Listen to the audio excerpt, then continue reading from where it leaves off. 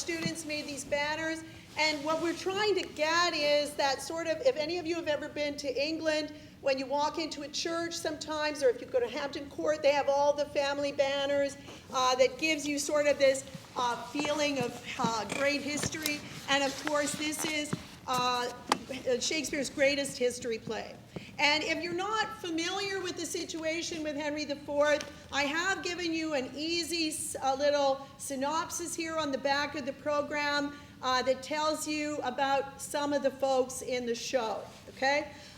If you have any questions, you can talk to me at the 5-minute intermission, and I'll try and give you a really fast version of the complicated nature of the Lancasters and the Bolingbroke and all of these different folks.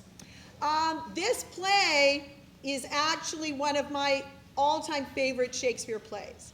And so it's, as I said in the program, it's been a dream of mine to put this play on since I studied it in university.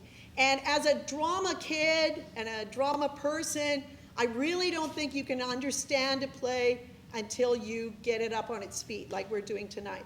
And I have been saying this all along, the cast and crew of this show very enthusiastically, very kindly, very diligently have been willing to go on this trip with me through to way back in the 1400s in England with Henry and Hotspur and Falstaff and all these great, fabulous characters. So I hope you'll have as much fun as I do seeing it. I did say to one person coming into the theater, I'm a little bit nervous. Opening night, if you're not a little bit nervous, well then what is it? And the mom said to me, I'm nervous too. So let's not be nervous. We're going to have a great show and really enjoy it. I do want to also acknowledge Orlando Valdez. He's a very talented musician, and he created the music for the last act of the play. And you will be bowled over by it. It's so fantastic. I heard him play at our Remembrance Day ceremony, and I thought, that is the music we want for the show. So let's give Orlando a big hand. We will have a very brief intermission after Act 3, and then we'll finish the show with Act 4 and 5. The intermission will be about 5 minutes, because we want to get you home before midnight. I'm joking. Okay, thank you all so much for coming, and let's enjoy medieval England.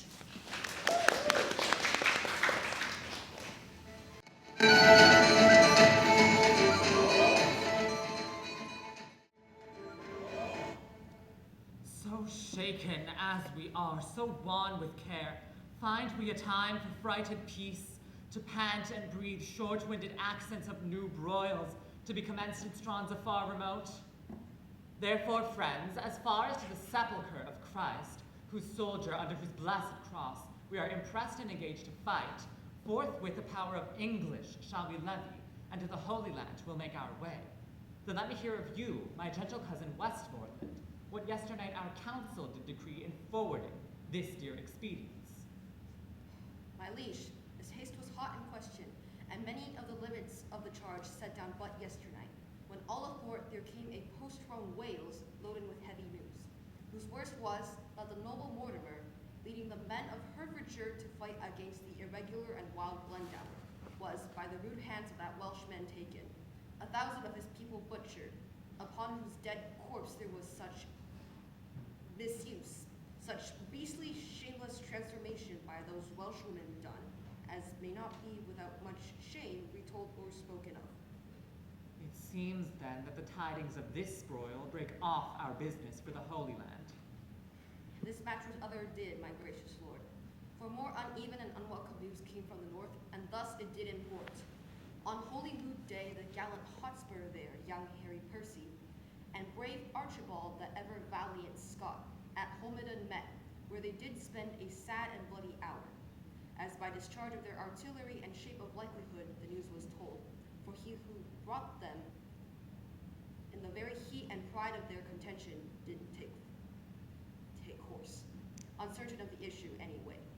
Here is a dear, a true industrious friend, Sir Walter Blunt, new lighted from his horse, stained with the variation of each soil betwixt that Homildon and this seat of ours, and he hath brought us smooth and welcome news. The Earl of Douglas is discomfited. 10,000 bold Scots, 22 knights, balked in their own blood, did Sir Walter see on Homildon's plains. Of prisoners, Hotspur took Mordick, the Earl of Fife and eldest son to beaten Douglas, and the Earl of Athol, of Murray, of Angus, and Monteith. And is this not an honourable spoil? A gallant prize? Cousin, is it not? In faith, it is a conquest for a prince to boast of. Yea, there thou makest me sad and makest me sin, in envy that my lord Northumberland should be the father to so blessed a son, whilst I, by looking on my own, see riot and dishonour stain the brow of my young Harry. Oh, that it could be proved that some night-tripping fairy had exchanged in cradle clothes our children where they lay, and called mine Percy his Plantagenet. Then I would have his Harry and he mine. But let him from my thoughts. What think you, coz, of this young Percy's pride? The prisoners which he in this adventure hath surprised, to his own use he keeps, and says I shall have none but Mordick, Earl of Fife. This is his uncle's teaching. This is Worcester, malevolent to you in all aspects, that makes him prune himself and bristle up the crest of youth against your dignity. I have sent for him to answer this, for more is to be said and to be done than out of anger can be uttered. Indeed, my liege.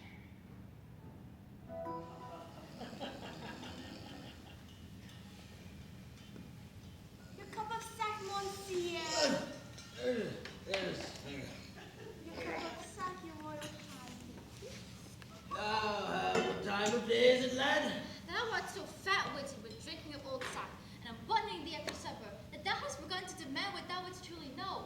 What a devil has to do with that time of day, unless ours were cups of sack, and minutes capons, and the blessed sun himself, a flame-colored wench in flame-colored taffeta. I see no reason why thou should be so superfluous to demand that time of day. By the Lord, lad, thou sayest true. And isn't my hostess of the tavern a most sweet wench?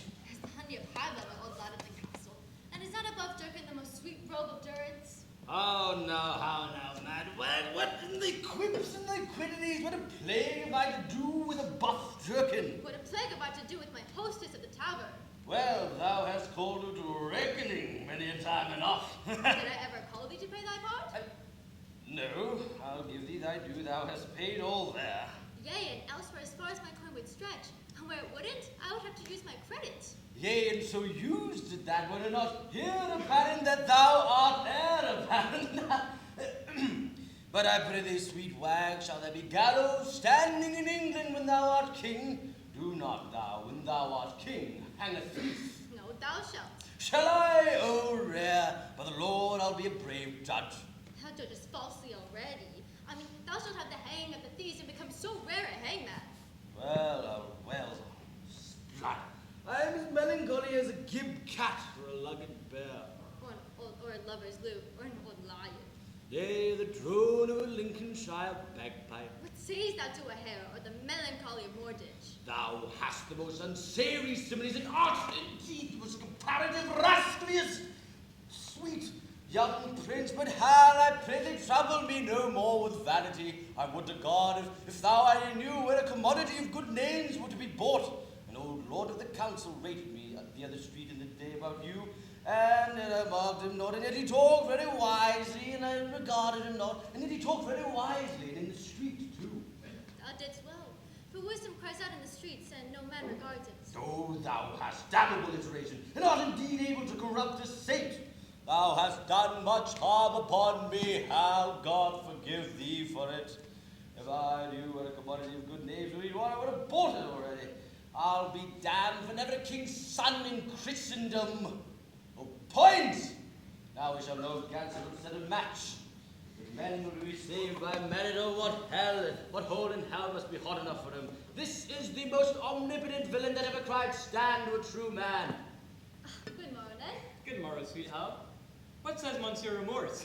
What says Sir John Second Sugar? Sir Jack stands to his word. The devil shall have his bargain, for he was never yet a breaker of proverbs. The devil shall have his due. Then art thou damned for keeping thy word with the devil. As had he had been damned for cousining the devil. Oh, but my lads. Early at Glasgow tomorrow by 4 o'clock, There are pilgrims going to Canterbury with rich offerings, and traders riding to London with fat purses. I have visitors for you all, and you have horses for yourselves.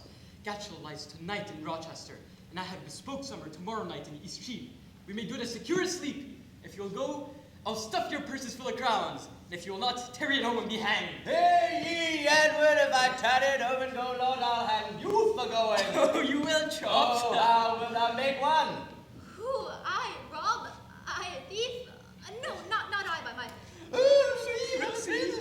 All this neither honesty, man, with a good fellowship in thee, nor thou camest of the blood royal if thou darest not stand for 10 shillings. Well, then once in my days I'll be a madcap. Why, that's well said. Well, then come what will, I'll tarry at home.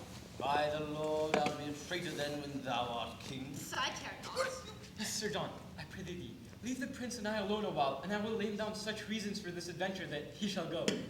Well, God give thee the spirit of persuasion, and him the ears of profiting, that what thou speakest may move, and what he hearest may be believed, that the true prince, for recreation's sake, may prove a false thief, for the poor abuses of time want countenance. Farewell, you shall find me in East Cheap. Farewell, latter spring. Farewell, hollow summer. Now, my good sweet honey lord, ride with us tomorrow. I have a jest to execute that I cannot manage alone. Falstaff, Bardolph, Pedro, and Gatchell shall rob those men that we have already waylaid. Yourself and I will not be there. And when they have the booty, if we do not rob them, cut this head off from my shoulders. But how will we part with them in setting forth? Why, we will set forth before or after them, and appoint them a place of meeting where it is at our pleasure to fail. And when they adventure upon this exploit themselves, which they will have no sooner achieved, but will set upon them. Yea, but 'tis they will recognize us by our horses and by our habits and by every other appointment to be ourselves. Tut, our horses they shall not see. I'll tie them in the woods. And our visards will change after we leave them. Sirrah, I have cases of buckram for the nuns to unmask our noted outward garments. Yea, but I doubt they will be too hard for us. Well, for 2 of them I know to be as true bed cowards as ever turned back. And for the 3rd, if he fights longer than he sees reason, I'll forswear arms. The virtue of this jest will be the incomprehensible lies that this same fat rogue will tell us. How 30 at least he fought with. What wards, what blows, what extremities he endured. And in the reproof of this lies the jest. Well, I'll go with you. Aye. Provide us all things necessary and meet me tomorrow night in East Cheap. There I'll sup. Farewell. Farewell, my lord.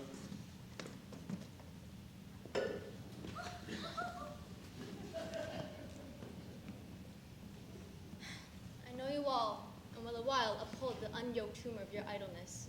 Yet herein will I imitate the sun, who doth permit the base contagious clouds to smother up his beauty from the world, that, when he pleased again to be himself, being wanted he may be more wondered at, by breaking through the foul and ugly mists of vapors that did seem to strangle him. If all the year were playing holidays, the sport would be as tedious as to work, but when they seldom come, they wished for come, and nothing pleaseth but rare accidents.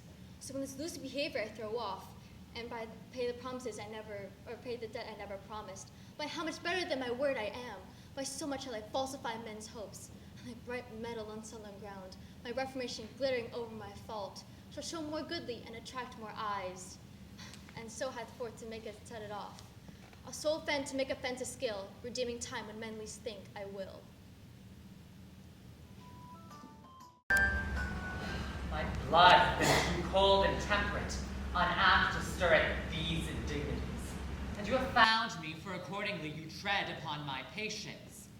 But be sure I will from henceforth rather be myself, mighty and to be feared, than my condition, which hath been smooth as oil, soft as young down, and therefore lost that title of respect, which the proud soul ne'er pays but to the proud. Our house, my sovereign liege, little deserves the greatness to be used upon it, and that same greatness too, which our own hands have helped to make so portly. My lord. Worcester, get thee gone, for I do see danger and disobedience in thine eye. Oh, sir, your presence is too bold and peremptory, and majesty may never yet endure the moody frontier of a servant brow. You have good leave to leave us. When we need your use and counsel, we shall send for you. My lord Northumberland, you were about to speak? Yea, my good lord. Those prisoners in your highness's name demanded, which Harry Percy here at Homildon took, were, as he says, not with such strength denied as is delivered to your majesty. Either envy, therefore, or misprison is guilty of these faults, and not my son. My lord, I did deny no prisoners. But I remember when the fight was done, when I was dry with rage and extreme toil, breathless and faint, leaning upon my sword, came there a certain lord, neat and trimly dressed, fresh as a bridegroom. His chin new reaped showed like stubble land at harvest home. He was perfumed like a milliner, and as the soldiers bore dead bodies by, he called them untaught knaves, unmannerly, to bring us slovenly, a handsome course betwixt the wind and his nobility. He questioned me, amongst the rest, demanded my prisoners in your majesty's behalf. I then, while smarting with my wounds being cold, answered indirectly, I know not what. The circumstance consider, good my lord, never Lord Harry Percy then had said to such a person, at such a place, in such a time, with all the rest were told, may reasonably die, and never rise due to him wrong, or anyways impeach what then he had said. So, he unsay it now. Why, yet he doth deny his prisoners, but with proviso and exception, that we at our own charge shall ransom straight his brother-in-law, the foolish Mortimer, who on my soul hath betrayed the lives of those he did lead to fight against that great magician Dan Glendower, whose daughter, as we hear, that Earl of March hath lately married. Shall our coffers then be emptied to redeem a traitor home? Shall we buy treason and indent with fears when they have lost and forfeited themselves? No, on the barren mountain let him starve, for I shall never hold that man my friend, whose tongue shall ask me for 1 penny cost to ransom home revolted Mortimer. Oh, revolted Mortimer, huh? He never did fall off my sovereign liege, but by the chance of war, to prove that true, needs no more but 1 tongue for all those wounds, those mouthed wounds, which valiantly he took in changing hardiment with great Glendower. Thou dost belie him, Percy. Thou dost belie him. Let me not hear you speak of Mortimer. Send me your prisoners with the speediest means, or you shall hear from me in such a kind as will displease you. My lord Northumberland, we license your departure with your son. Send us your prisoners, or you will hear of it.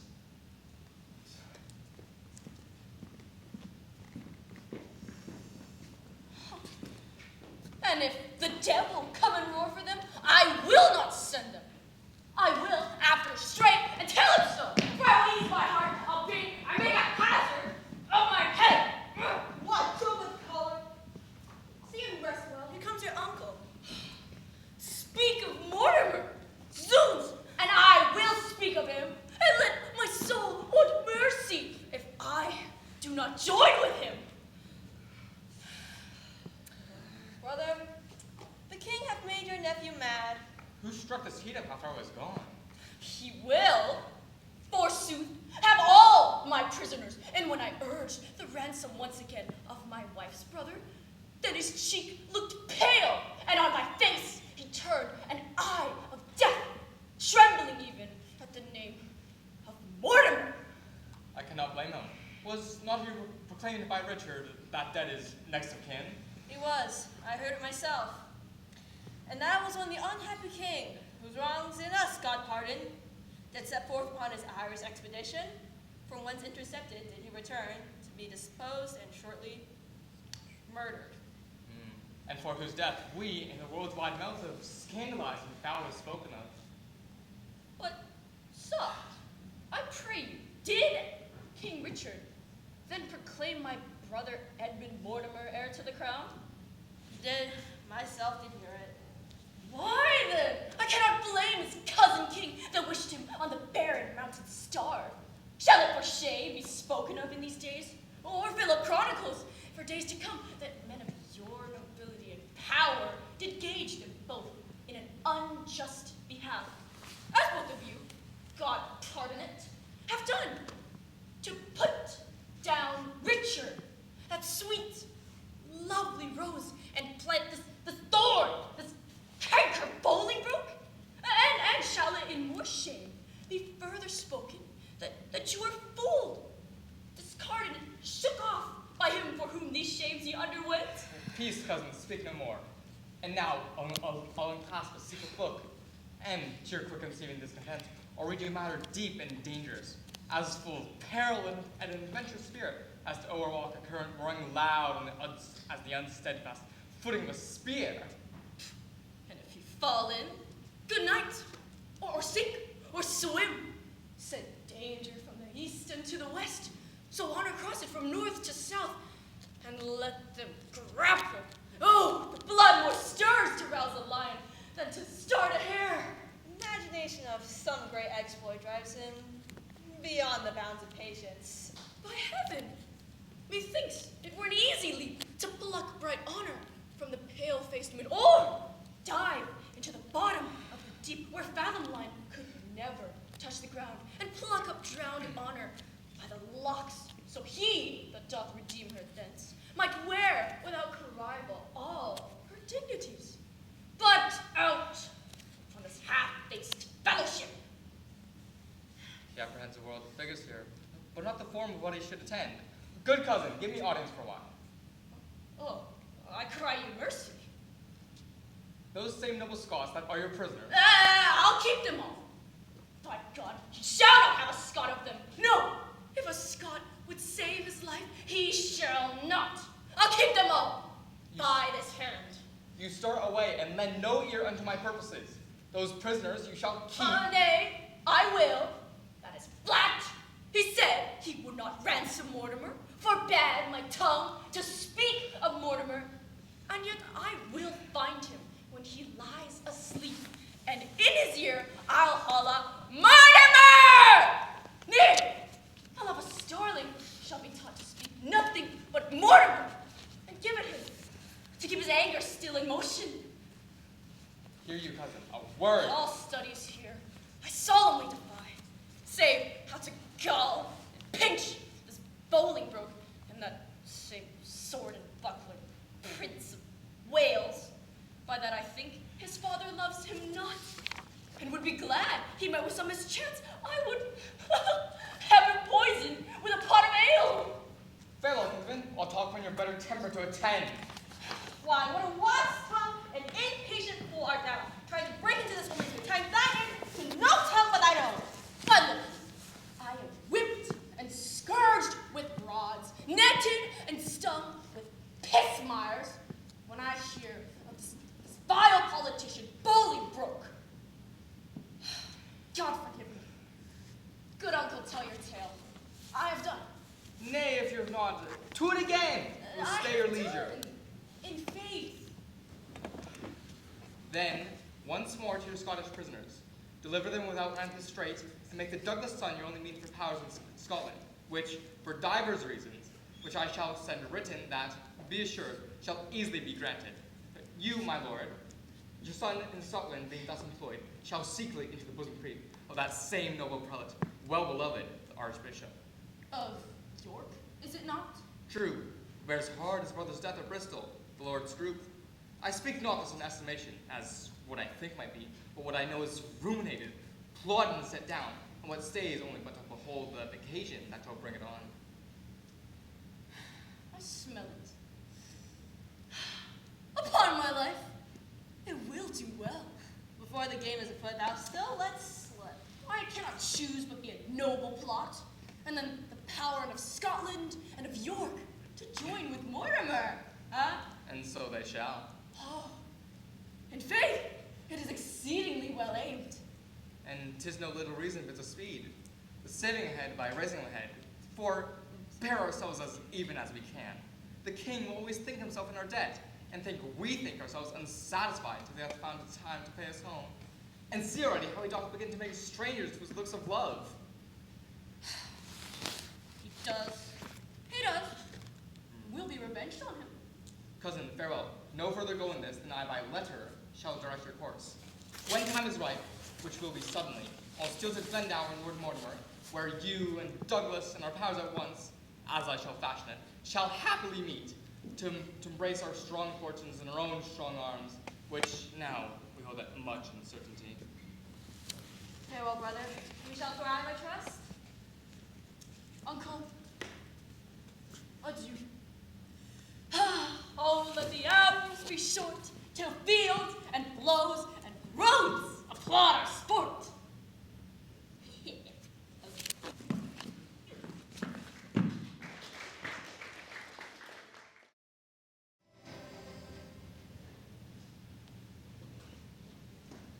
Hey ho!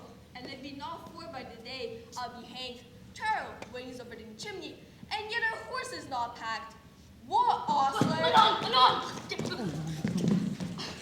I prithee, Tom, be cut saddle, put a few flocks in the point, for Jade is running the withers out of all says. Peas and beans are as dank as dog here. That's the next way to give poor Jade's the bots. This house is turned upside down since Robin Rossler died. You mean Robin Ostler? Same thing. Poor fellow, never dressed the price of Oachville. It was the death of him. I think this be the most villainous house in all London Road for fleas. I'm stung like a tench. Like a tench. You know, why did the flea leave it on? Why? It wanted to itch for new opportunities. What, ostler? Go away and behave.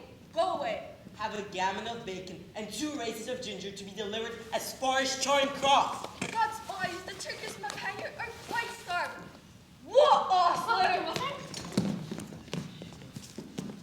A plague on thee. Has no never an eye thy hand, canst not hear, and will not as good deed as thee has no faith in thee.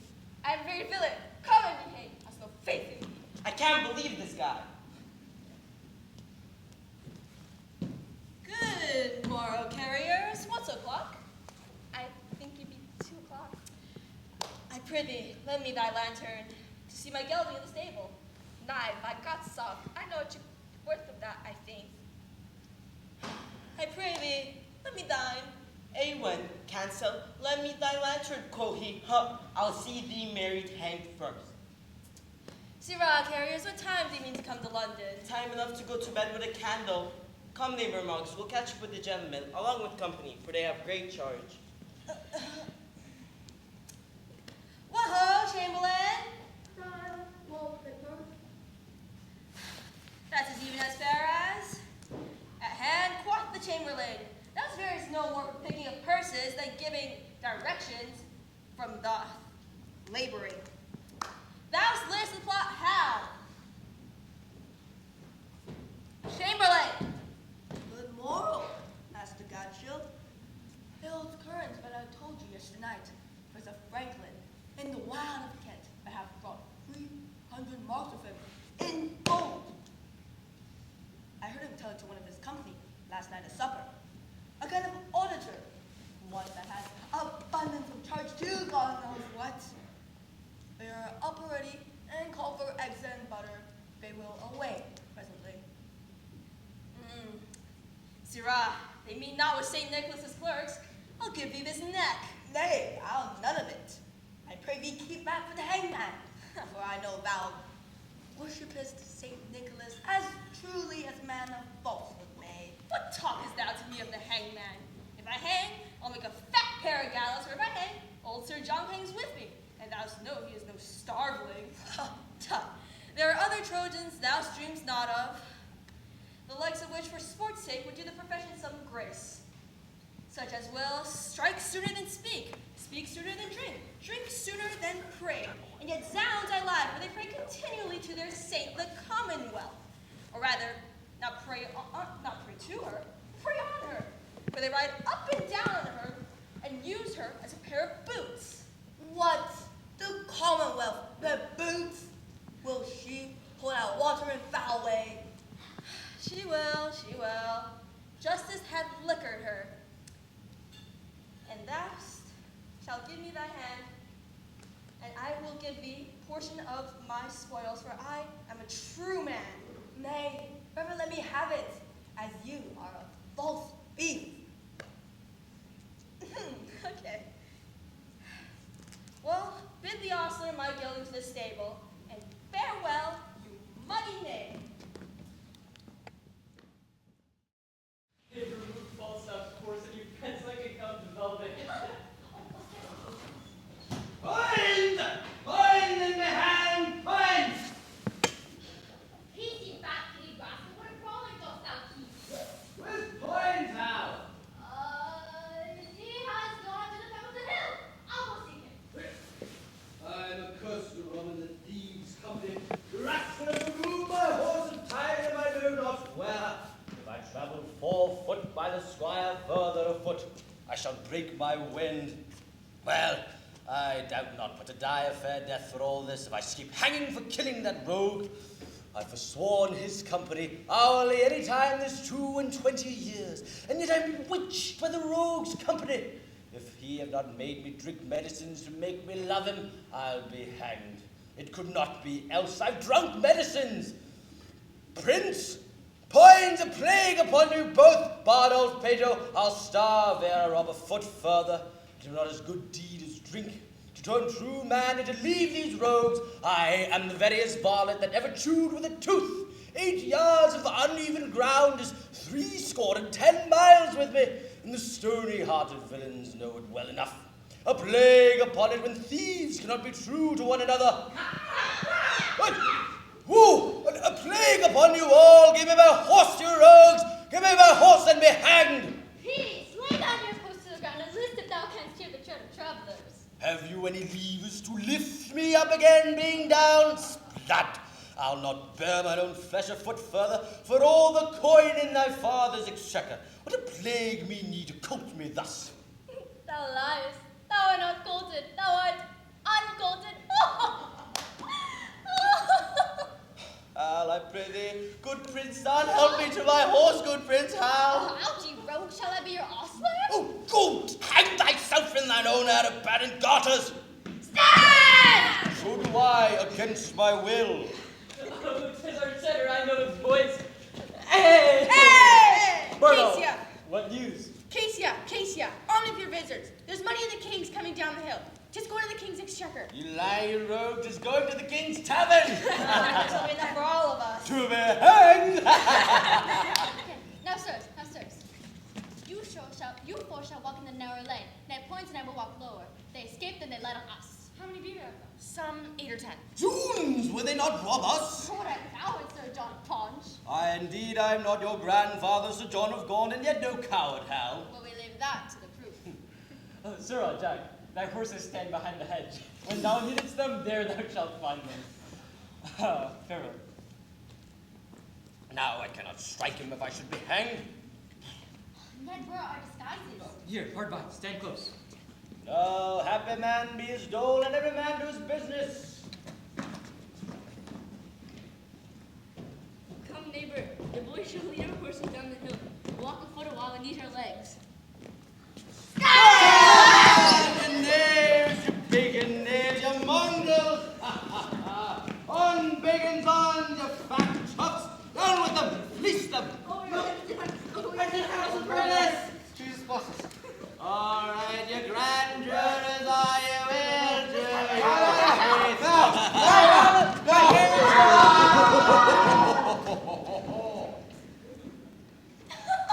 Oh, the thieves have found the true men. Now, could thou and I, Robin, go merrily to London? Could be argument for a week, laughter for a month, and a good jest forever. Stand close, I hear them coming. Now, my masters, let us share the horse before day. If the prince and Poins be not two hardened cowards, there's no equity stirring. There's no more valor in that Point than in a wild duck. God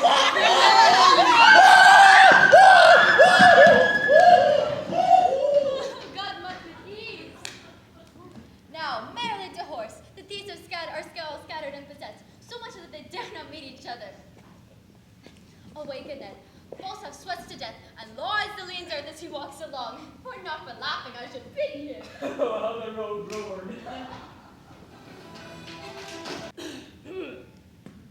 But for mine own part, my lord, I could be contented to be there, in respect of the love I bear your house.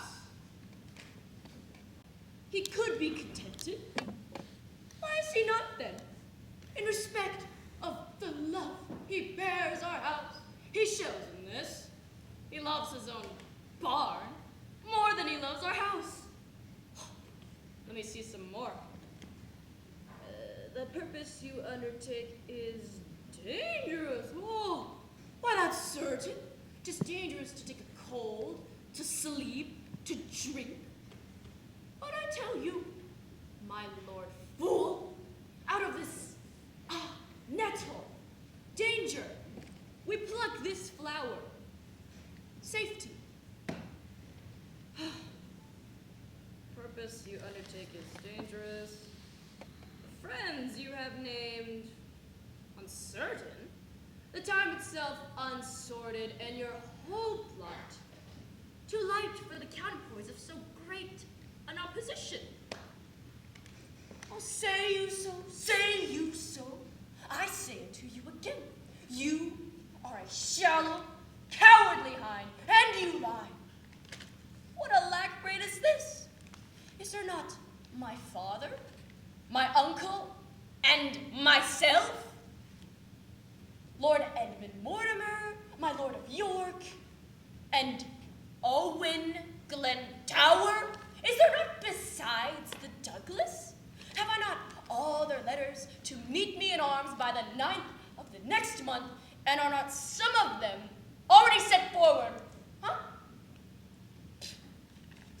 What a pagan rascal is this? An infidel? Oh, you shall see now, in very sincerity, oh, fear and cold heart, will lead to the king and lay open all our proceedings. Oh, I could define myself and go to buffets for removing such a dish of skim milk with so honorable an action. Hang him! Let him tell the king we are prepared. I will set forward tonight. Oh. How now, Kate? I must leave you within these 2 hours. Oh, my good lord, why are you thus alone? Tell me, sweet lord, what is that taste from thee? Thy stomach, pleasure, and thy golden sleep? Why hast thou lost the fresh blood in thy cheeks, and given my treasures and my rest of thee to thick-eyed musing and cursed melancholy? In thy faint slumbers I by thee have watched, and heard thee murmur tales of iron wars, speak terms of manage to thy bounding steed, cry courage to the field, and thou hast talked of sallies and retires, of trenches, tents, of palisadoes, frontiers, of parapets, of basilisks, of cannon, culverin, of prisoners ransomed and soldiers slain, and all the currents of a heady fight. Thy spirit within thee have been so at war, and hath so bestirred thee in thy sleep, that beads of sweat have stood upon thy brow, like bubbles in a late disturbed stream. And in thy face, strange motions have appeared, such as we see when men restrain their breath on some great sudden test. Oh, what portents are these? Some heavy business at my lord's hand, and I must know it, else he loves me not.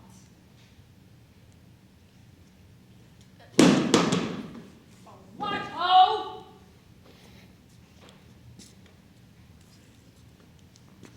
Is Gillians with the packet gone? He is, my lord, an hour ago. Hath Butler brought those horses from the sheriff? One horse, my lord. He brought even now. Ooh. What horse? A rowan? A crop ear? Is it not? It is, my lord. Yes! That rowan shall be my throne! Well, I will back him straight! Oh, Esperance! Bid Butler lead him forth into the park.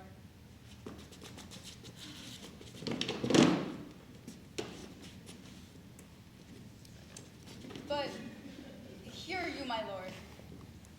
Oh, what sayst thou, my lady? What is it carries you away? My horse, my love, my horse! Out, you mad-headed ape! A weasel had not such a deal of spleens as your taught witch. In faith, I will know your business, Harry. That I will.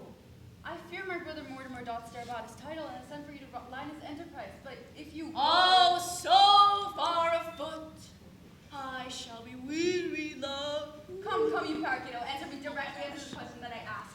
In faith, I'll know your business, Harry. That I will. I'll break thy little finger. And if thou wilt not tell me all things true, I'll worry, you trifler. Love, I love thee not. I care not for thee, Kate. We must have cracked crowns and bloody noses, and pass them current too. Oh, God's name, my horse! What sayst thou, my lady? What wouldst thou have with me? do you not love me? Do you not indeed? Well, do not then, for since you love me not, I will not love myself. Do you not love me? Nay, tell me if you speak in jest or no. Come, Kate.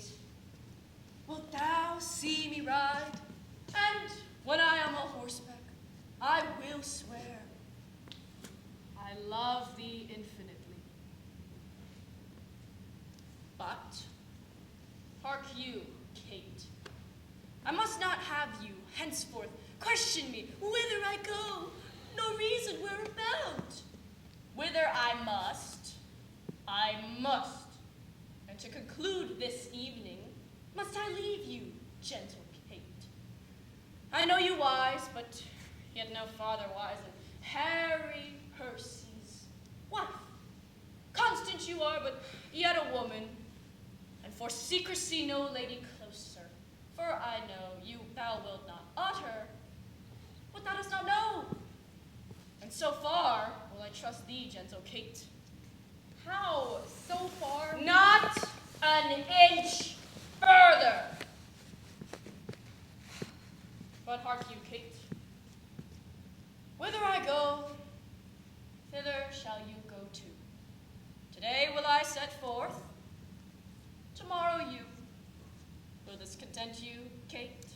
It must, of course. Ned, my pretty, come out of that fat room and let me die here to laugh a little. The prince calls you, Annie. What hast thou now, Hal? I have sounded the very base string of humility. Sirrah, I am sworn to a leash of drawers and can call them all by their Christian names, as Tom, Dick, and Francis. They take it upon their salvation, that though I be but Prince of Wales, yet I am the king of courtesy. And tell me flatly, I am no proud jack like Falstaff, rather a Corinthian, a lad of metal. But Ned, the dry boy tons of Falstaff come, I pray thee.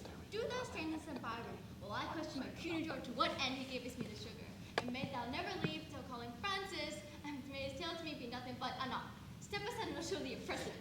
Francis! Thou art perfect. Francis! Well said, Eddie. Anon, sir. Look down upon thou, Ralph. Come hither, Francis. My lord. How long hast thou to serve, Francis? Forsooth, 5 years. Francis! Anon, sir. 5 years by a lady, a long lease at the clinking of a pewter. But, Francis, wilt thou be so valiant as to play the coward in thine indenture, and show the fair pair fields and run from it? Oh, my lord, sir, I would be sworn. Francis! Anon, sir. Nay, but how do, Francis? The sugar thou gavest me, 'twas a penny's worth, was it not? Oh, my lord, I would have them too. I will give thee £1,000 for it. As to when thou wilt, when thou shalt have it. Francis! Nay, but how do, Francis? But tomorrow, Francis, or Thursday, or but Francis. My lord. Wilt thou rob this leather-jerkin, crystal-padded, crystal button, not padded, agate-ring, smooth-tongued, Spanish pouch? What could you mean, my lord? Why then, your brown bastards, you only drink? For look you, Francis, your one canvas doublet it will sully in Barbary. Sir, it cannot come to so much. What, sir? Francis! Out, bro, dost thou not hear them call? What, standest thou still, and hearing such a calling? Look to the guests within. My lord, old Sir John, half a dozen more are at the door. Shall I let them in? Let them alone a while, and then open the door. Points? Anon, sir.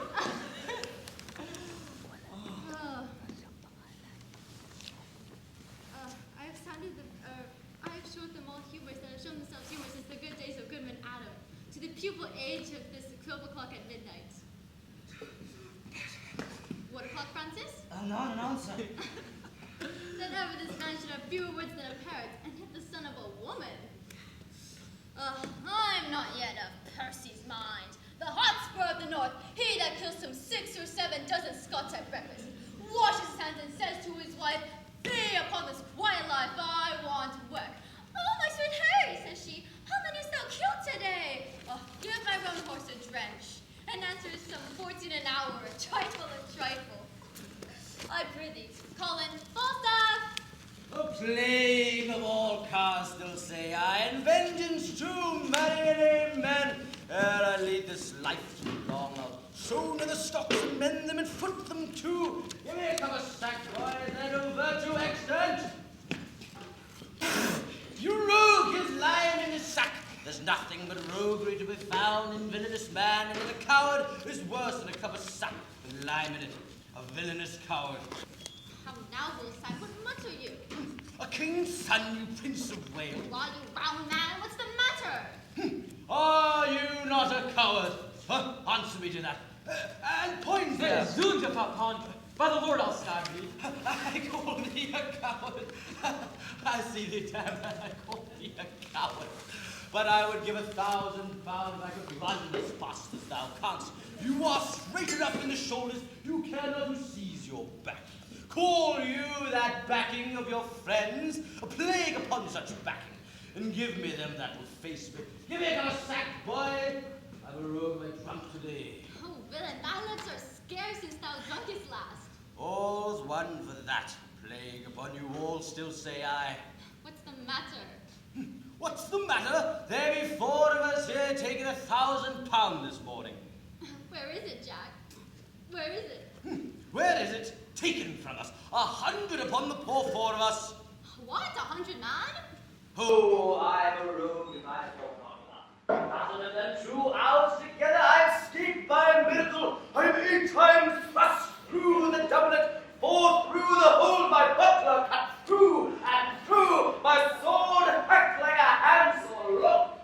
I never dealt better since I was a man, all would not do a plague of all cowards. Let them speak. If they should speak more or less the truth, they are the sons of darkness. Speak, sir, how was it? We fought set upon some dozen. 16 at least, my lord. And found them. No, they were not bound. They were bound, every man of them. Anyways, when we were sharing, some 6 or 7 fresh men set forth. All I know not what you call all, but if not 50 set upon poor old Jack, that I am a bunch of radish. If there were not 2 and 3 or 50 upon poor old Jack Falstaff, then I am no 2-legged creature. Then 4 rogues in buckram let drive at me. What else? It's 2, but even now. 4, I told thee 4. He said 4. These 4 came all affronted, made me thrust at me. I made them no more ado, but took all their 7 points in target thus. 7, but thou saidst 4, but even now. In buckram? Aye, 4 in buckram. 7 by these hilts, or I am a villain else. Prithee, let him alone. We shall have more anon. Dost thou hear me, Hal? I embark you too, Jack. Do so, for it is worth the listening to. These 9 in buckram let drive at me. Oh, so 2 more already? The points being broken, Down fell the rogue. began to give me ground, but I came in close with hand and foot, and with a thought, 7 of the 11 I paid. Oh, monstrous 11 broken men grown out of 2? But as the devil would have it, 3 bespotted knaves came at my back and let drive at me, Hal, for it was so dark thou couldn't see thine own hand. Why, how canst thou know these men in Kendall Green, when it was so dark that thou couldst not see thy own hand? Speak, what sayest thou to this? Your reason, Jack. Your reason.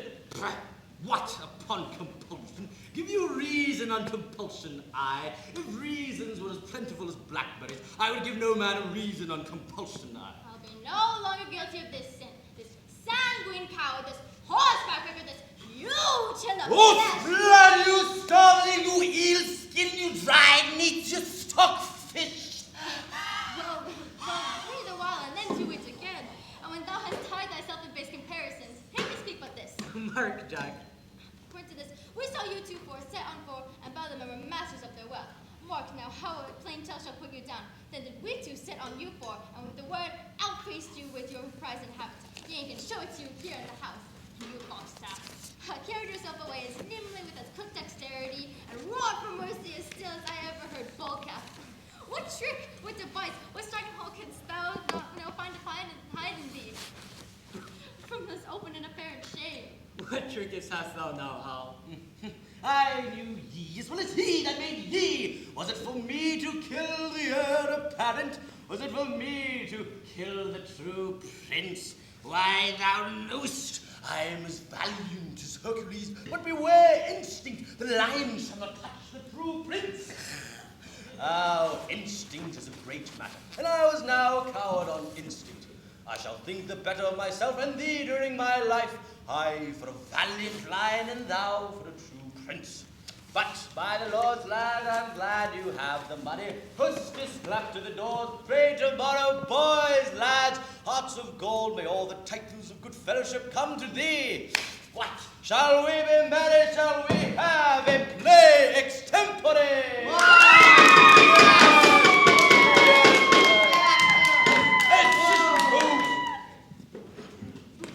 Content, and the argument shall be thy running away. No more of that, Hal, and thou lovest me. Oh, jeez, the Lord, my prince. How now, my lady hostess, what sayest thou to me? Mary, my lord, there's a nobleman at the door that would like to speak to you. He says he's from your father. Give him as much as will make him a royal, and then send him again to my mother. What manner of man is he? An old man. What doth gravity at his bed at midnight? Shall I give him his answer? Really do, Jack. Faith, and I'll send him back. Thank you. Now, sir, by a lady, you fought fair. So did you, Pinto. So did you, Bottom.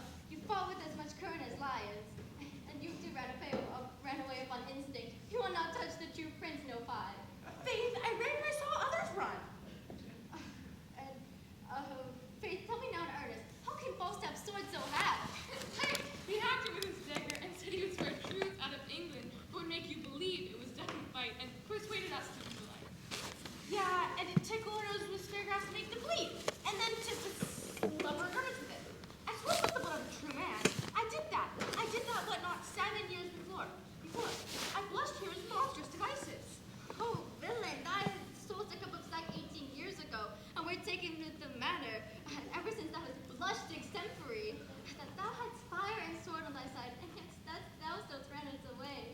My lord, do you see these meteors? Do they hold your exhalations? Oh, I do. What do they portend?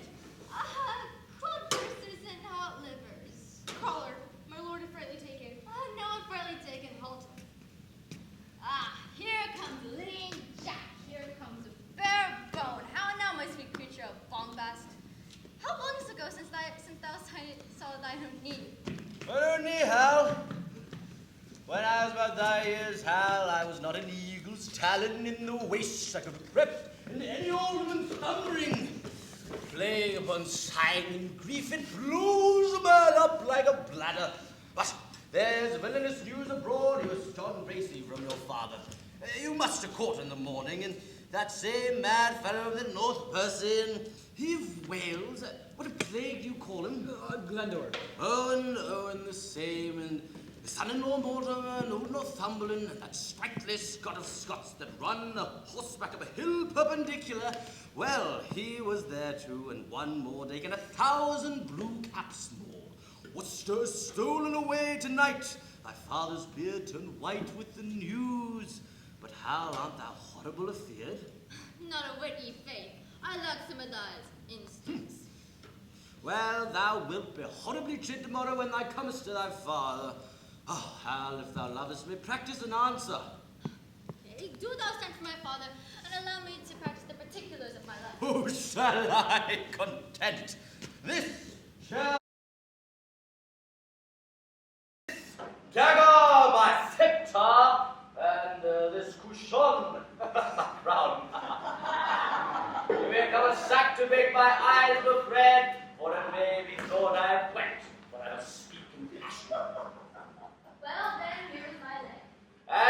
my speech stand aside, nobility. Oh, gee, Sue, this is excellent sport. Face! Weep not, sweet queen, for trickling tears are vain. Oh, the father, how he holds his countenance. God, for God's sake, lords, do convey my tristful queen, for tears do stop the floodgates of her eyes. Oh, gee, Sue, he does it like one of these players as ever I see. Peace, good pipe pot, peace, good tickle brain. Harry, I do not only marvel where thou spendest thy time, but also how thou art accompanied. Yet there is a man who have often noted you in his company, but I know not his name. What manner of man and I like, your majesty? A good portly man of faith, and a corpulent of a cheerful look, a man of most noble courage. And now I remember me, his name is Falstaff. If a man should be lewdly given, he deceiveth me, Harry, for I see virtue in his looks. If a tree is known by the fruit, and the fruit is known by the tree, then, Harry, peremptorily I speak it. I see virtue in that man. Him keep with, the rest banish. And tell me, thou naughty varlet, where hast thou been this month? Dost thou speak like a king? Do thou stand for me, and I'll play my father. Depose me? If thou dost it half so gravely, so majestically, both in word and matter, hang me up by the heels like a rabbit sucker or a poulter's hair. Well, here I am set. And here I stand, Now, Harry, come whence you? my noble lord from East Cheap. The complaints I hear of thee are grievous. Miss, blood they're false. I'll tickle ye for a young prince of faith. Swearest thou ungracious boy? Henceforth ne'er look on me, that there is a devil that haunts thee in the likeness of an old fat man. A ton of man is thy companion. Why thou converse with that bolting hutch of beastliness, that huge trunk of beastliness. Wherein is he good but in sack, and where is he good or worthy but in nothing? I would no grace take me with you. Who means your grace? Oh, that villainous, abominable misleader of youth, Falstaff. Oh, that old white-bearded Satan. By Lord, the man I know. I know thou dost. But to say I know more harm in myself than in him is to say more than I know. That he's all the more the pity. His white hairs to witness it. If to be old and merry be a sin, then many an old host I know is damned. If to be fat is to be hated, then Pharaoh's lean kinds are to be loved. No, my good lord, banish Cato, banish Bardo, banish poems. But sweet Jack Falstaff, kind Jack Falstaff, true Jack Falstaff, valiant Jack Falstaff, therefore, being as he is, old Jack Falstaff, banish not him thy had his company, banish not him thy had his company, banish blood, Jack, and banish all the world. I do, I will.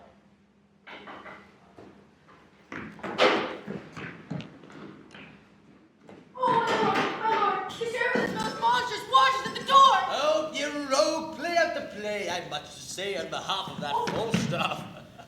Oh, Jesu, my lord, my lord. Hi, what's the matter? The sheriff and all his watch are at the door. They said they have come to search the house. Shall I let them in? Go hide thee behind their rocks. The rest walk above. Now my masters have a true conscience. Which I had, and the date is out, therefore I'll hide myself. Call in the sheriff.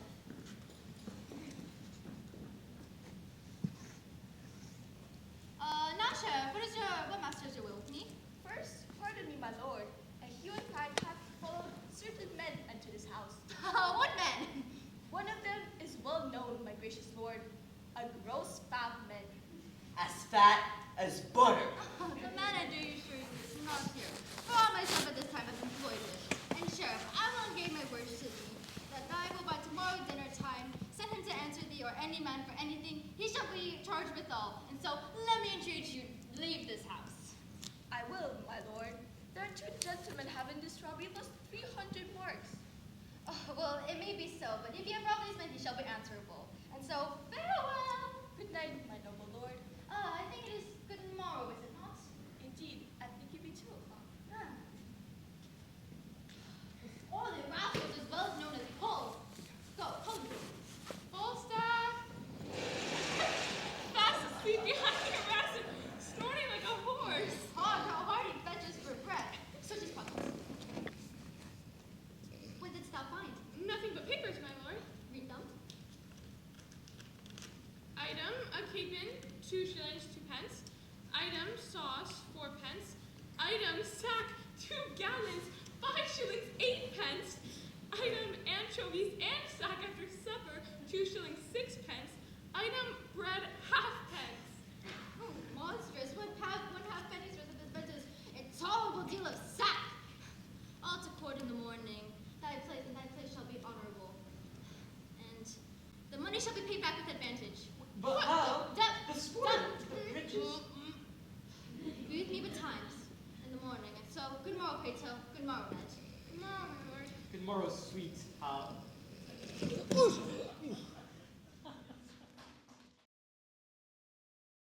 party sure and our reduction full of prosperous hope. Lord Mortimer, cousin Glendower, will you sit down? Oh, and Uncle Worcester. Oh, a plague upon it! I forgot the map. No, Herchins. Come, sit, cousin Percy. Sit, good cousin Hotspur. For my life's name, as oft as Lancaster doth speak of you, his cheek looks fell, a rising sigh. He wisheth you in heaven. And you in hell, as often as he hears Owen Glendower spoke of. I cannot blame him, for at my nativity, front of heaven was full of fiery shapes, a burning crescent, and at my birth, the frame and huge foundation of the earth shakes like a coward. Why, so it would have done at the same season if your mother's cat had but kitten, though yourself had never been born. I say the thick shake when it's bored. Oh, and I say the earth was not of my mind, if you supposes, fearing you, it shook. The heavens were on fire, the earth had trembled. Why, then the earth trembled to see the heavens on fire, and not to fear your nativity. Disease nature oftentimes breaks forth in strange eruptions. At your birth, our grandeur mirth, having this distemperature in passion shook. Cousin of many men, round bear these crossings, give me leave to tell you once again that at my birth the front of heaven's full of fiery shapes. The goats ran through mountains, the herds are strangely clamorous in the frighted fields. These signs hath marked me extraordinary. In all the course of my life to show that I'm not much in the role of common men. Where is he living? Captain of the sea that chides the banks of England's outland Wales, which hath called me pupil, hath read to me. Bring him out that is but woman's son, can trace me in the tedious ways of art, and hold me pace in deep experiments. Well, I think there is no man speaks better Welsh. I'll to dinner. Please, cousin Percy, you'll drive him mad. I can call spirits from the vastly deep. Why, so can I. Or so can any man. But will they do come when you call for them? Why, I can teach you, cousin, to command the devil. And I can teach thee, cause, to shame the devil by telling truth. Tell truth and shame the devil. For if thou hast power to raise him, bring him hither, and I'll be sworn I have the power to shame him hence. Oh, while you live, tell truth and shame the devil. Come, no more of this unprofitable chat. 3 times hath Henry Bolingbroke head made head against my power. Thrice on the banks of Wye, and standing bottom 7 have I sent him. Boatless home, and weather bitten and back. Oh, no, a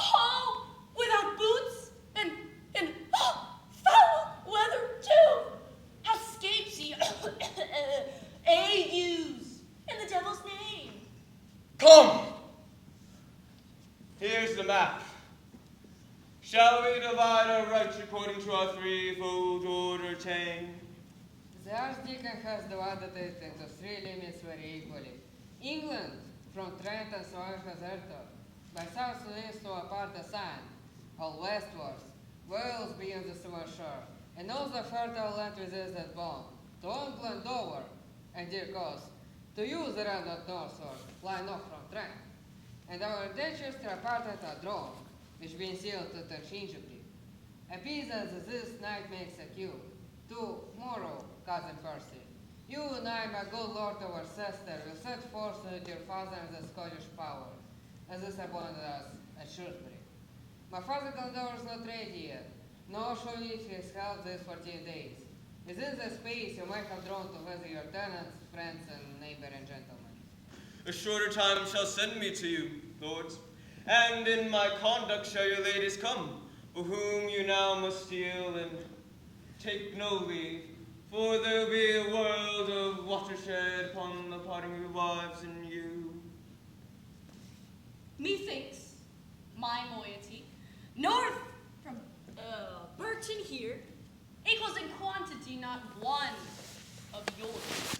See how this river comes me cranking in and cuts me the best of all my land, a huge half moon, a monstrous cantle out. I'll have the current in this place be dammed up so that the smug and silver Trent shall run in a new channel, fair and evenly. Shall not wind with such a deep indent to rob me of so rich a bottom here. Not wide, shall and must, you see doth. Yeah, but mark how his Percy's course runs me up is like advantage on the other side. Guilt is the post-continent as much as from the other side it takes from you. Yea, but a little charge would turn from here, and on this north side win the escape of land, and then you're on straight and even. Have it so. A little charge shall do it. I'll not have it altered. Will not you? No, nor you shall not. Who shall? Say me nay. Why, that will I. Let me not understand you then. Speak it in Welsh. I can speak English, lord, as well as you, for I trained up in the English court, being but young, from me to the heart, in English did he lovely well, and gave the tongue a helpful ornament, a virtue that was never seen in you. Oh, Mary, and I am glad of it with all my heart. I'd rather be a kitten and cry meow than any one of these same meter valley mongrels. Come! You shall have trench terms. I do not care. I'll give thrice so much land to any well-deserving friend, but in the way of bargain, mark ye me, I'll cavil on the ninth part of a hair. Are the indentures drawn? Shall we be gone? The moon shines fair, you may away by night. Or haste to ride or fall, break of your wives of your departure hence. Afraid my daughter will run mad, so much she doth lift on her Mortimer. Why, cousin Percy, how you cross my father? I cannot choose. Sometimes he angers me with telling me of the mood war and the end.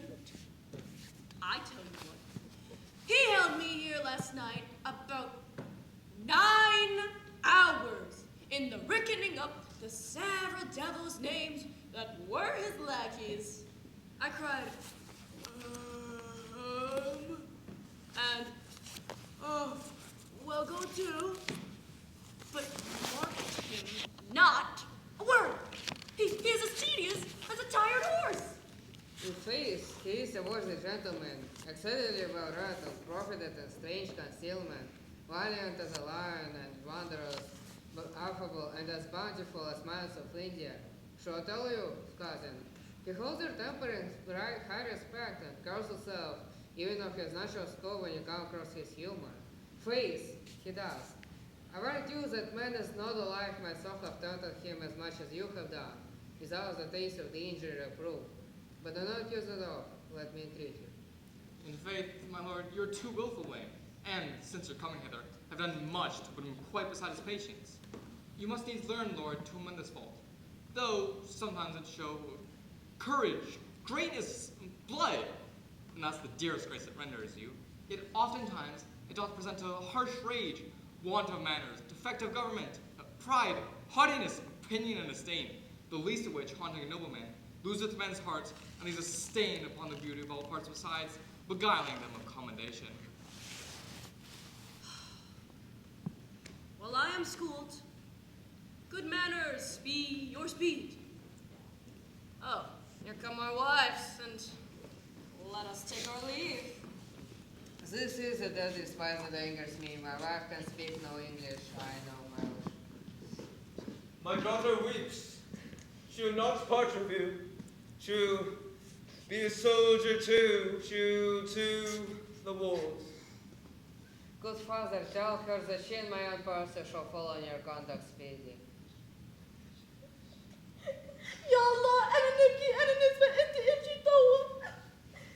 She's desperate here. Peevish self will think she is. Thus no persuasion can do good upon. Understands I look that pretty well so pours down from the swelling heavens are perfect in, and but for shame and such a party shall I answer thee. And a hibbick, and a hymne.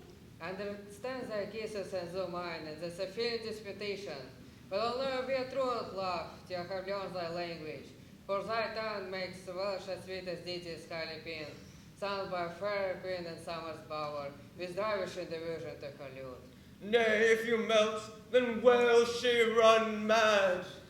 Ayutik wallahi and a hymne. Oh, I'm ignorant of self in this. She bids you on the rushes lay you down, and rest your gentle head upon her lap. She'll sing the song that pleaseth you, and on your eyelids crown the god of sleep, charming your blood with such pleasing heaviness, making such difference twixt wake and sleep, as is the difference twixt day and night. The hour the heavenly harness team begins his golden progress and lease.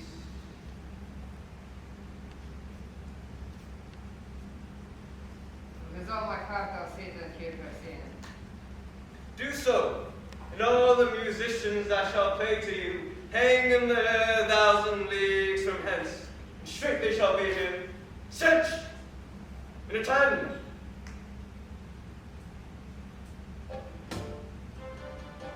Come, Kate. Thou art perfect in lying down. Come, quick, quick, so that I may lay my head in thy lap. Why now I perceive the devil understands Welsh. 'Tis no marvel he is so humorous. Fire lady, he's a good musician. Then should you be nothing but musical, for you're altogether governed by humor. Sit still, Kitty, and hear the lady sing Welsh. I would rather hear lady, my brat. How will an Irish Thou have thy head broken. know? Then be still. Neither. 'Tis a woman's fault. Now God help thee, what's that? Peace! Shh. She sings.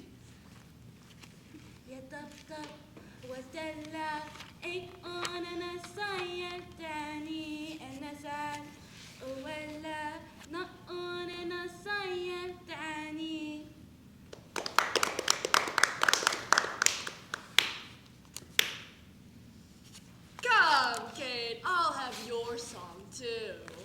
Not mine in good sooth. Not yours in good sooth. Oh, heart, you swear like a confit maker's wife. Swear to me this, Kate, like a lady, as thou art, a good mouth-filling oath, and leave in sooth in such protests of peppered gingerbread to velvet guards and Sunday citizens. Come, Sing! I will not sing.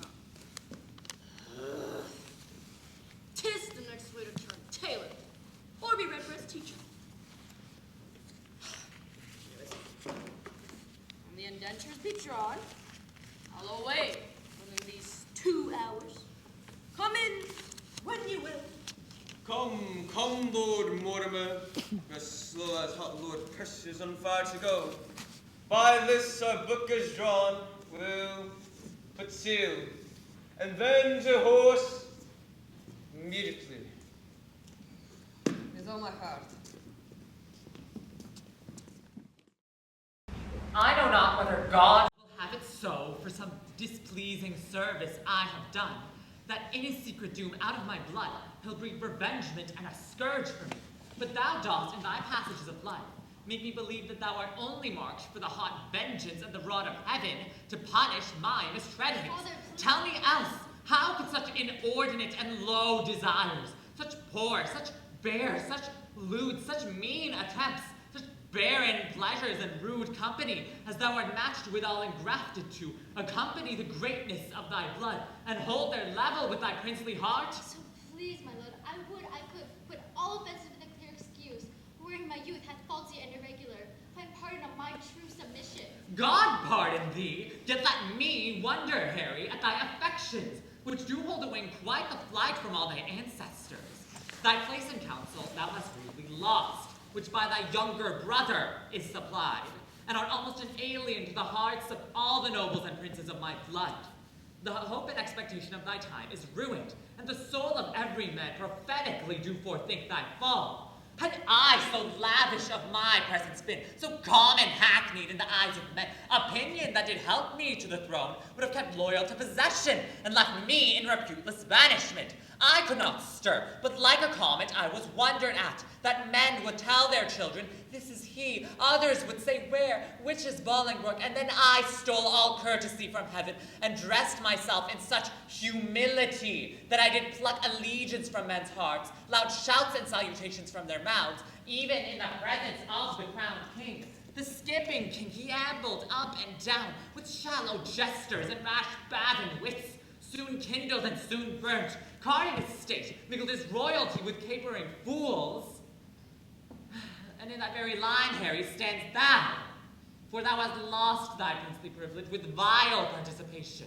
Not an eye is but aweary of thy common sight, save mine, which hath desired to see thee more, which doth that I would not have it do make blind itself with foolish tenderness. I shall hereafter, my thrice gracious lord, be more myself. For all the world, as thou art to this hour, was Richard then, when I from France set foot at Ravensburg, even as I was then, is Percy now.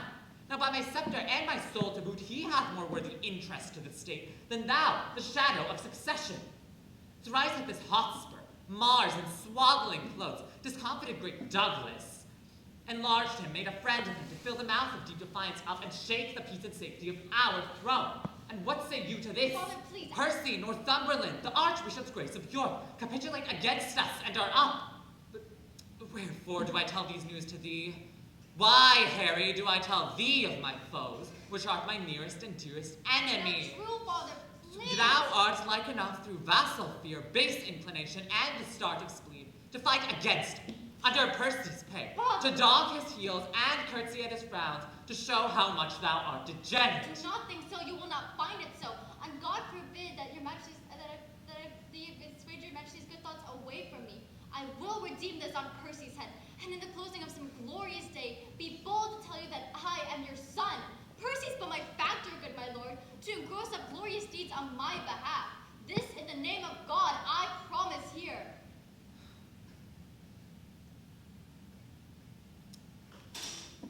100,000 rebels die in this.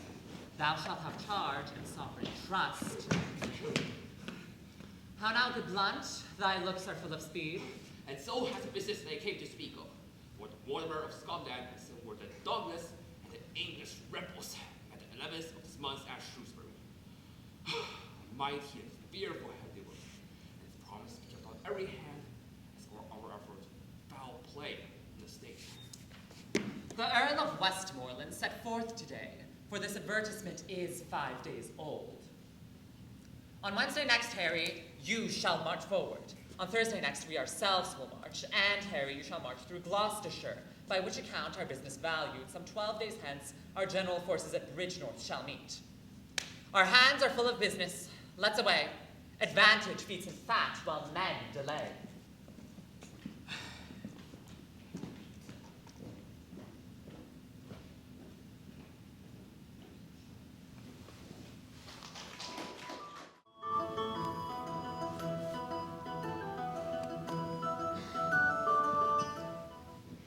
But off!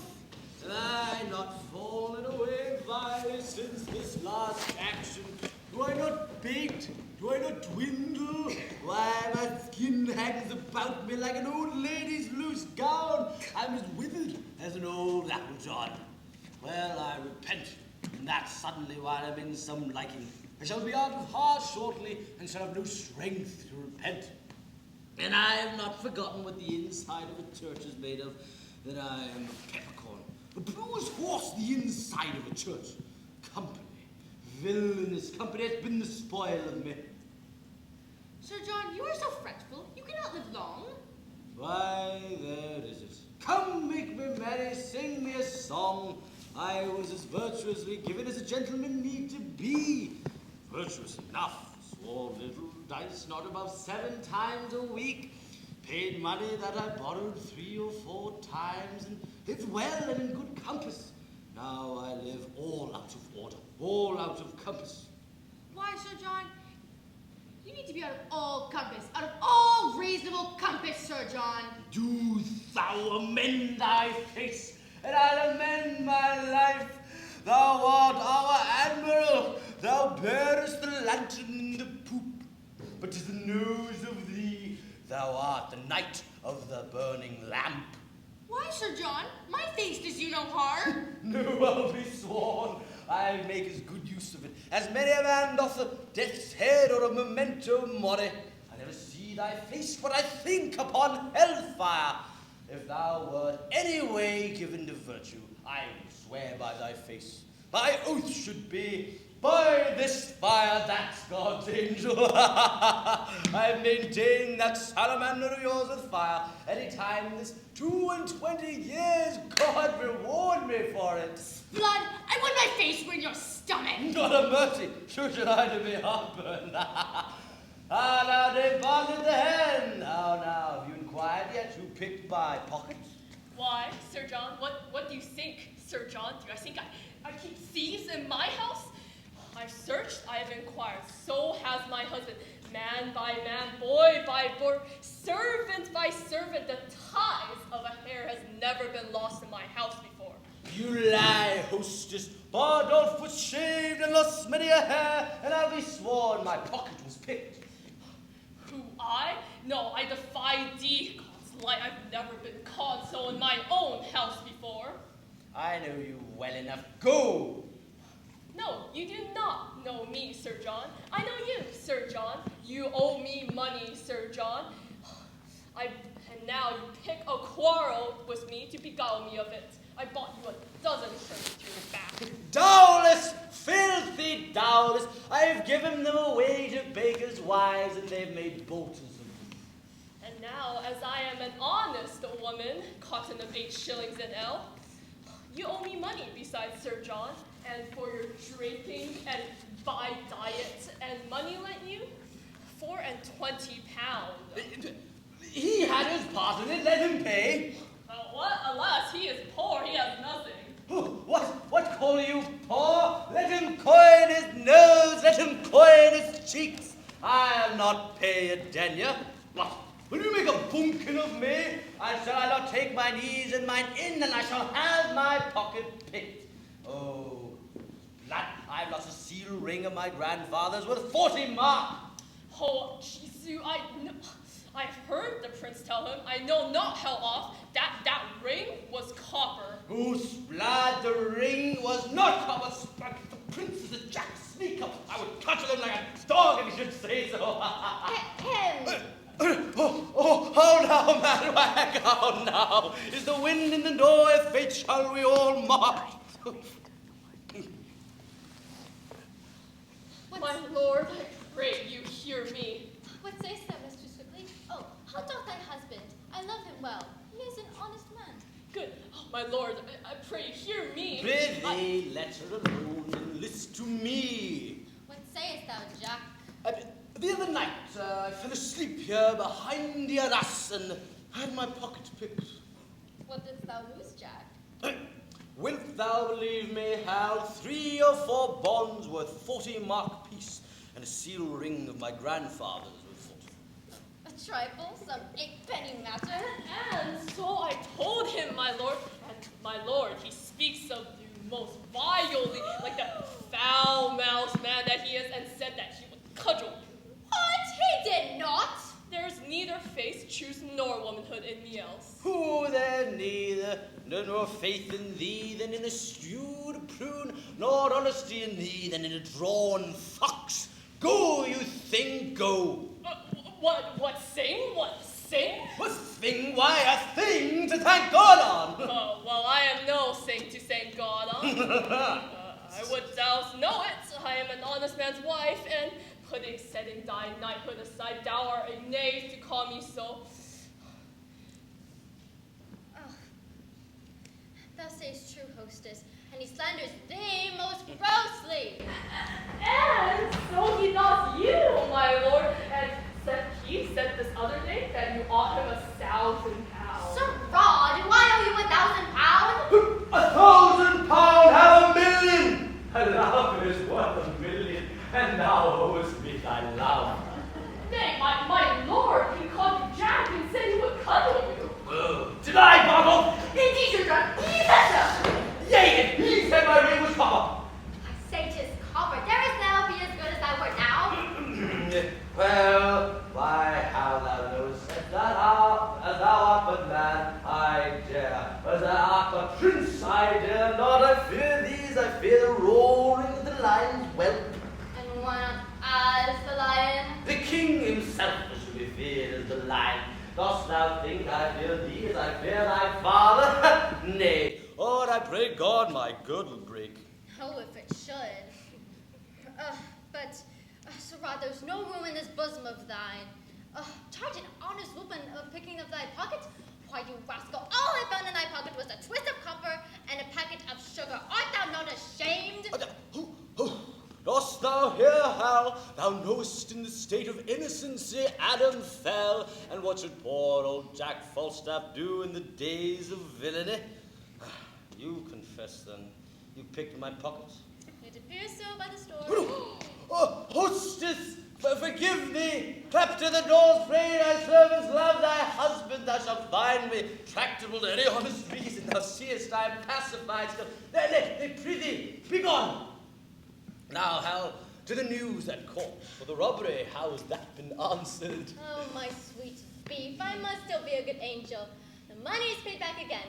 Well, I do not like that paying back. 'Tis a double labor. Well, I'm good friends with my father and may do anything. Well, wrong me your exchequer, and do it with unwashed hands, too. Do, my lord? I procure thee, Jack, a charge of puss. Well, would it have been of horse? Part off. My lord? Go bear this letter to John of Lancaster, to my brother John, and this to Lord Westmoreland. Go, Pato, to horse, for I must ride thy horse ere dinner time. And Jack, meet me tomorrow night at temple at 2 o'clock. There thou shalt have thy charge for thy furniture. The land is burning, Percy stands on high, and either we or they must lower lie. Rare words, brave world, hostess, my breakfast come. Oh, I wish this tavern were my drum.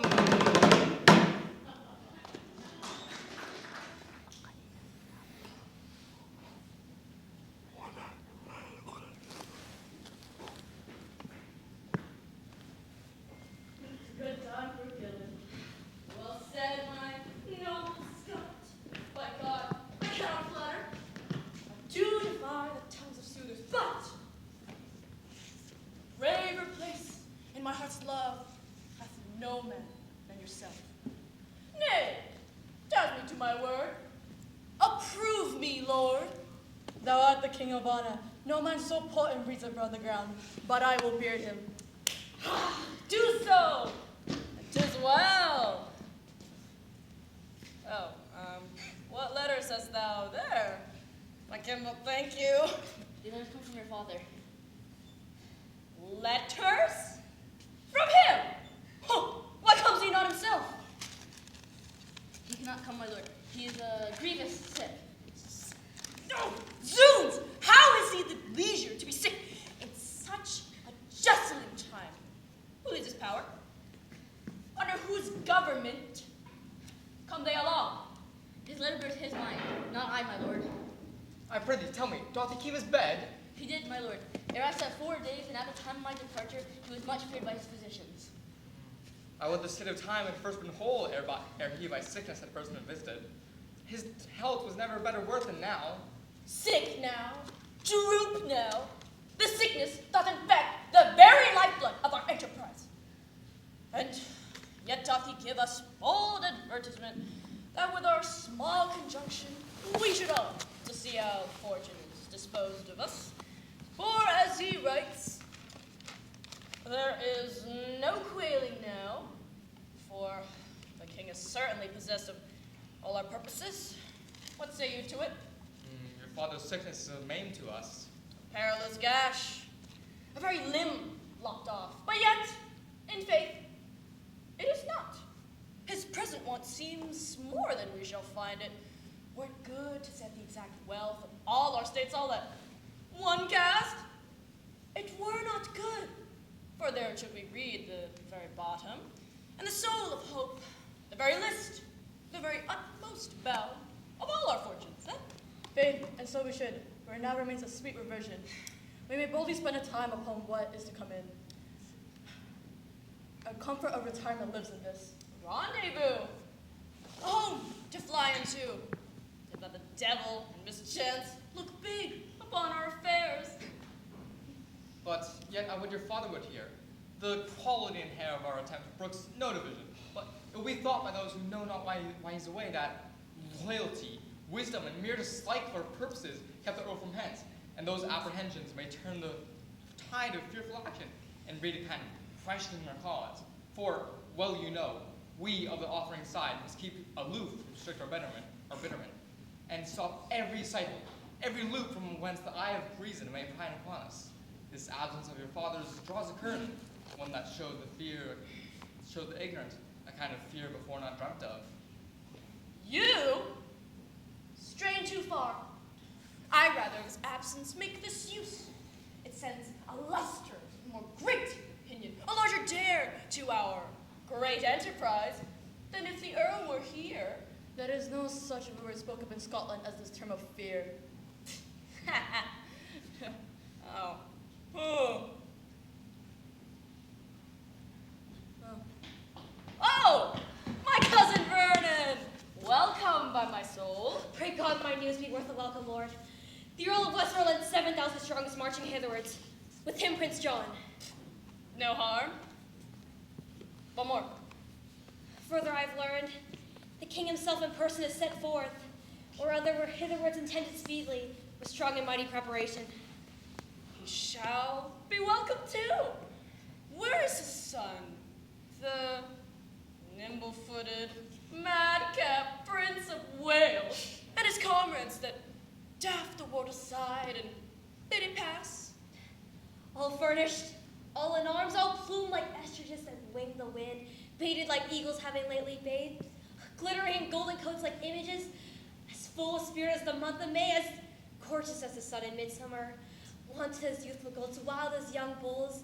I saw young Harry with his beaver on, his cuisses on his thighs, rise, gallantly armed, rise from the ground like feathered Mercury, and fall with such ease into his seat, as if an angel dropped down from the clouds to turn and wind a fire Pegasus, in which the world of noble horsemen.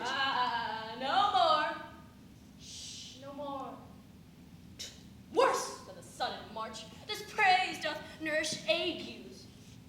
Let them come. They come like sacrifices in their trim, and to the fiery-eyed maid of smoky war, all hot and bleeding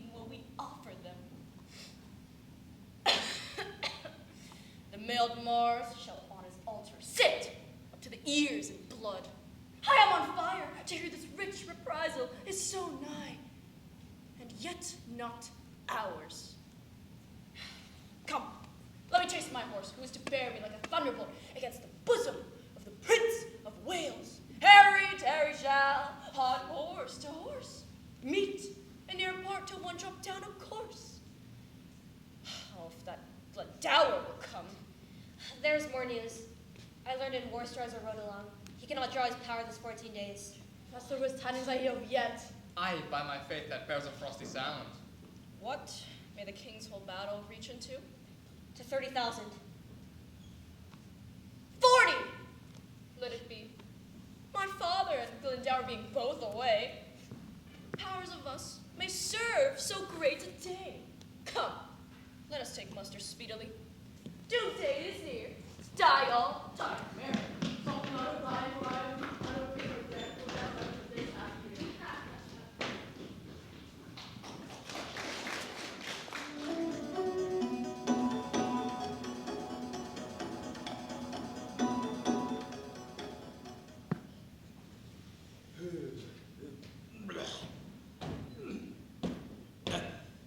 Barnolf!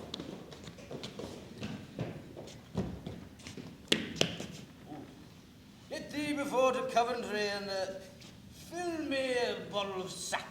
Our soldiers shall march through Wheel to Sutton Cofield tonight. Will you give me money, Captain? Lay out, lay out. This bottle makes an angel. And if it do, take it for our labour. And if it make 20, take them all. I'll answer the coinage. And bid my Lieutenant Pedro meet me at Townsend. I will, Captain. Farewell.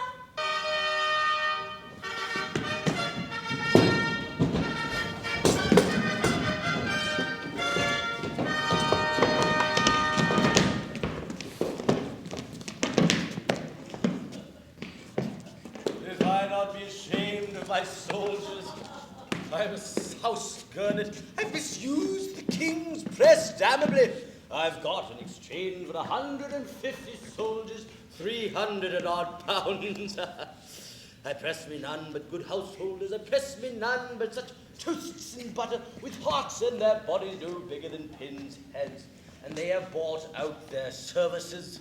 And now my whole charge consists of ancients, where the glutton's dogs licked his sores, and such as indeed will never discard in bed unjust serving men, younger brothers to younger sons. Touched as the nostrils trade fallen, the cankers of a calm world of a long peace. No eye hath seen such scarecrows. Nay, I'll not march through with Coventry, then that's flat.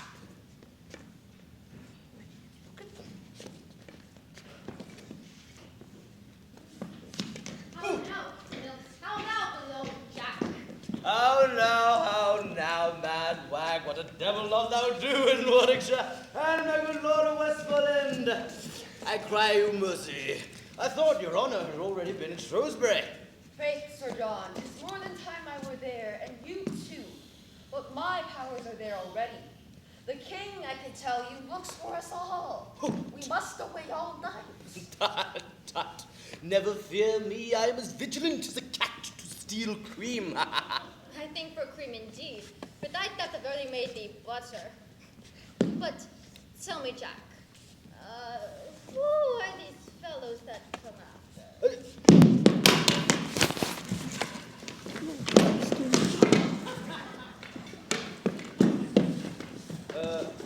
Mine, Hal, mine. I've never seen such pitiful rascals.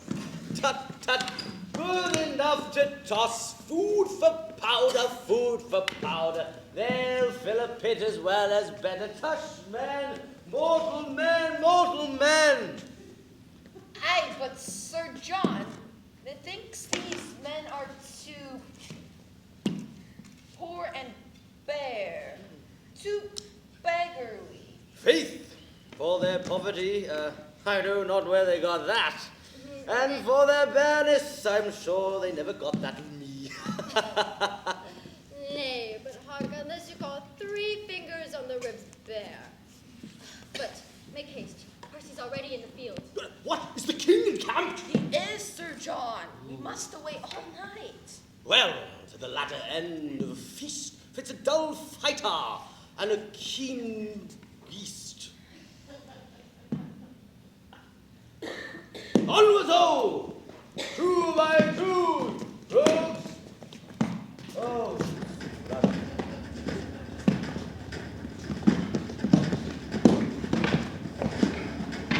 Are you blind, man? Onward, ho, onward, ho!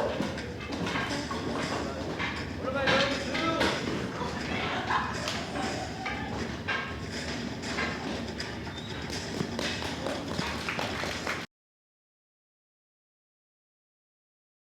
May not be to you an advantage, not a waste.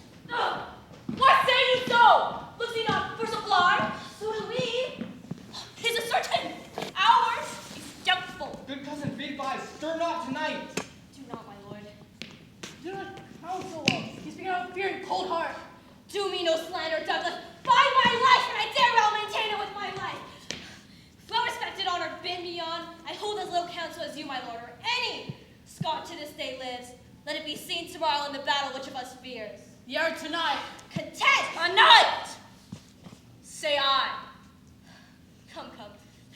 Nay not be, I wonder much, being men of such great leading as you are, that you foresee not one pediment.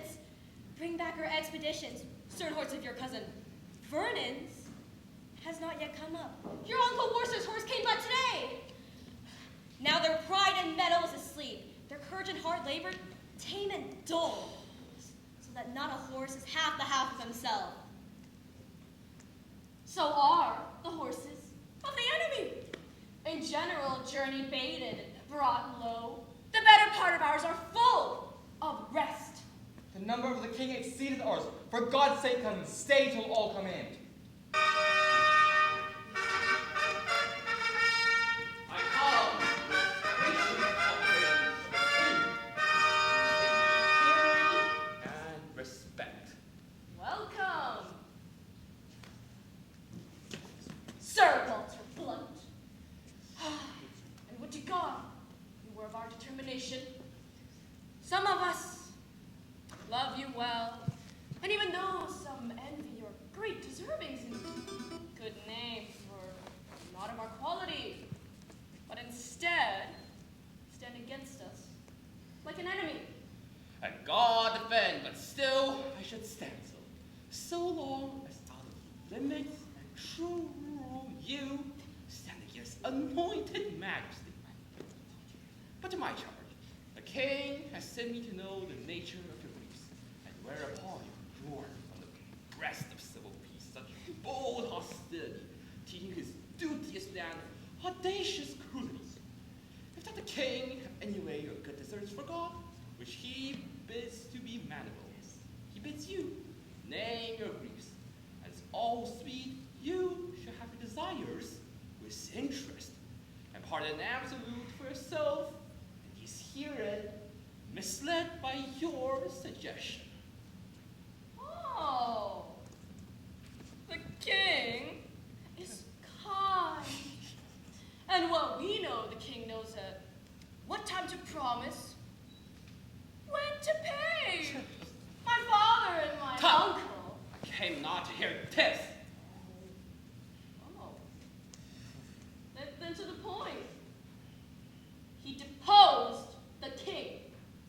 Soon after that, deprived him of his life, and in the neck of that, tasked the whole state to make that worse. Suffered his kinsman, March, who is, if every owner were well placed, indeed his king, to be engaged in wed, there forfeited and without ransom.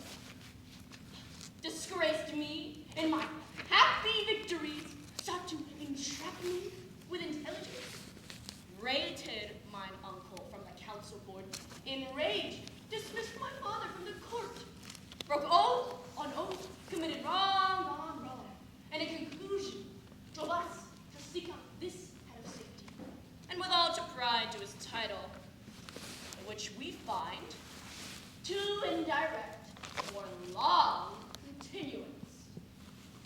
Shall I return this answer to the king?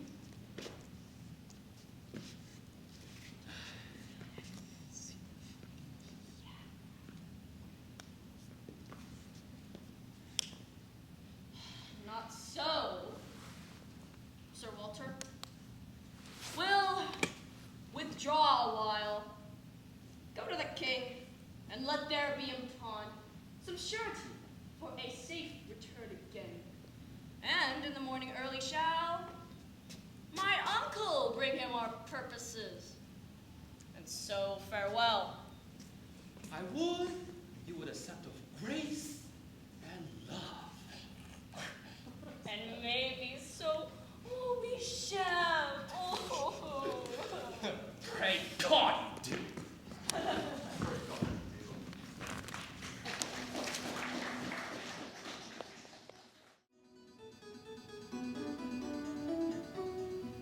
Hi, good Sir Michael. Hi, good Sir Michael. Bear this sealed brief with winged haste to Lord Marshal, this to my cousin's group, and all the rest whom they are directed. If you knew how much they do import, you would make haste. My good lord, I guess they're tenor. Like enough you do. Tomorrow, good Sir Michael, is a day when the fortune of 10,000 men is by the touch. For sir, at Shrewsbury is truly given to understand the king with quick race and mighty power was Lord Herod. And he fears, Sir Michael, what with the sickness of Northumberland, whose power was in the first proportion, and what with Owen Glendower's absence thence, who with them was reticent new too, and comes not in, or ruled by prophecies. I fear the power of Percy is too weak to which an instant trial came. Why fear, my lord? But there is more day, and Lord Mortimer. No! Mortimer is not there! But there is Vernon. And my lord of Worcester, and the head of gallant warriors and noble gentlemen. And so there is. The king hath brought the special head of all the land together. The Prince of Wales, Lord John of Lancaster, the noble Westmoreland, warlike Blunt, and many local rebels, and dear men of estimation and command in arms. Doubt not, my lord, for they shall be well opposed. I hope no less. Yet needful 'tis to fear, and to prevent the worst, Sir Michael, speed. For if Lord Percy doth not ere the king dismiss his power, he means to visit us. For he hath heard of our confederacy, and 'tis for wisdom to make strong against him. Therefore make haste. I must go to other friends, so farewell, Sir Michael.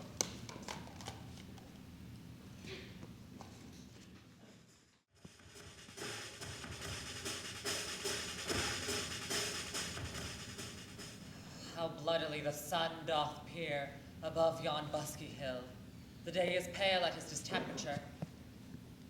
The southern wind doth play the trumpet to his purposes, and by the hollow whistling of the leaves foretells a tempest and a blustering day. Then with the losers let it sympathize, for nothing can seem foul to those that win.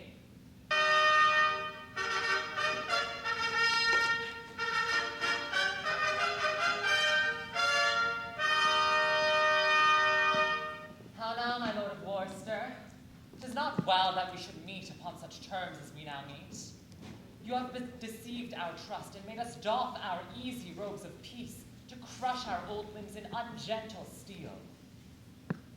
Hear you, my liege. For mine own part, I could be well content to experience the lag end of my life with quiet hours. For I do protest, I have not sought the day of this dislike. You have not sought it. How it comes then? Rebellion lay in his way, and he hath found it. Peace, truants! Peace!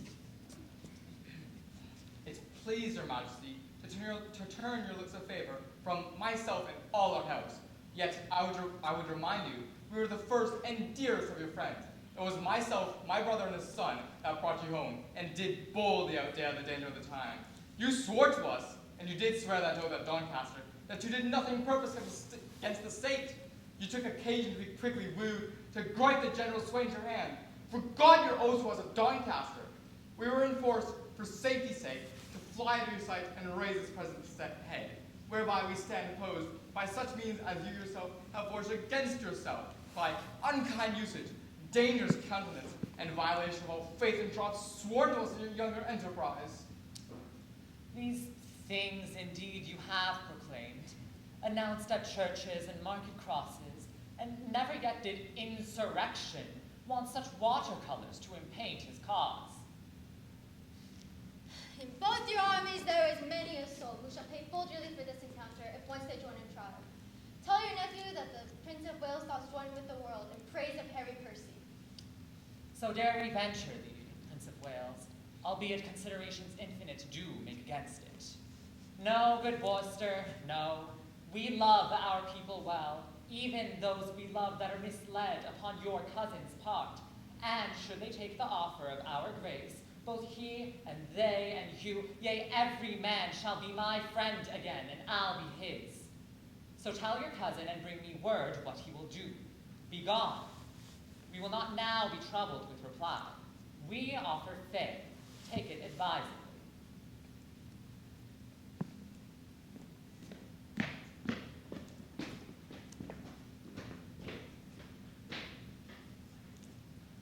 This will not be upon my life. The Hotspur and the Douglas are both competent in arms against the world. So, therefore, every leader to his charge, for on their answer we will set on them, and God befriend us, for our cause is just. Huzzah! Oh, Hal, if thou seest me down in battle, and bestride me so, 'tis a point of friendship. Nothing but a colossus can do thee to that friendship. Say thy prayers and farewell. I would it were bedtime, Hal, and all well. Why, thou owest God a death. 'Tis not due yet, Hal. I'd be loath to pay him before his day. What need I be so forward with him that calls not on me? Well, honor pricks me on. Yea, but how if honor prick me off when I come on? How then? Can honor set to an arm? No. Or a leg? No. Honor hath no skill in surgery then. No. 'Tis insensible then. Yea, to the dead. Who hath it he that died o' Wednesday? Doth he feel it? No. Doth he hear it? No. Will it live with the living? Yea, no! Why? Detraction will not suffer it, therefore I'll none of it. Honor is a mere scutcheon, and so ends my catechism.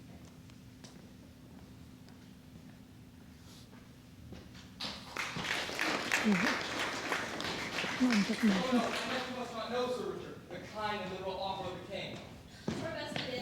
It is not possible. It cannot be. The king should keep his word in loving us. He will suspect us still, and find time to punish these offenses and other faults. My nephew's trespass may be well forgot. It hath the excuse of youth and heat of blood, and adopted the name of privilege, a harebrained Hotspur, and governed by a spleen. All his offenses live upon my head and on his father's. We did lead him on, and his corruption taken from us. We, the spring of all, who pay for all. Therefore, good cousin, speak to Percy, speak to Harry, in any case, not the offer of the king. Deliver what you will. I'll say 'tis so. Here comes your cousin. Oh, my uncle has returned. Deliver my lord of Westmoreland. Uncle! What news? The king will bid you battle presently. To find but a lord of Westmoreland. Oh, Lord Douglas, go you and tell him so. Mary shall very believe. There is no seeming mercy in the king. Well, did you bag any? Whoa, God forbid. I gently told him of our grievances, of his oath breaking, which he mended thus, by now forswearing that he is forsworn. He called us rebels, traitors, and was scourged with haughty arms, this hateful name in us. I'm gentlemen fathers, for our blood of great defiance in King Henry's teeth, and merciless the blessing he should bear. Which he cannot choose, but quickly bring him on. The Prince of Wales stepped forth before the king and, nephew, challenged you to single fight. Oh, would the quarrel lay upon our heads, and that no man might draw short breath today, but I and Harry Monmouth.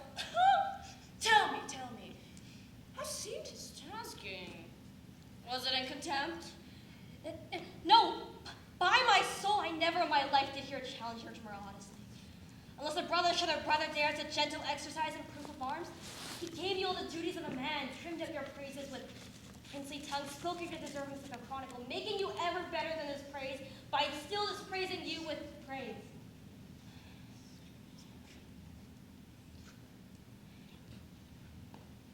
Cousin, there did he pause, but let me tell the world, if he ever did outlive the envy of this day, England did never owe so sweet a hope so misconstrued in his wantonness.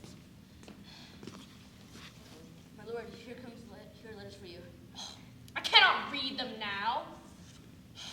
Oh, gentlemen! The time of life is short. To spend that shortness basely were too long. And if life did end upon a dial's point, still ending at the arrival of an hour. And if we live to tread on kings. If die, brave death, when princes die with us. Now for our consciences, the arms are fair, when the intent of bearing them is just. My lord, prepare. The king comes on apace. I thank him that he cuts me from my tale, for I profess not talking. Only this, let each man do his best, and here draw I a sword, whose temper I intend to stain with the best blood I can find, withal in the adventure of this perilous day. Now, Esperance! Percy! And set on! Sound all the lofty instruments of war, and by that music, let us all embrace. For heaven and earth, some of us never shall a second time do such a courtesy. Forward!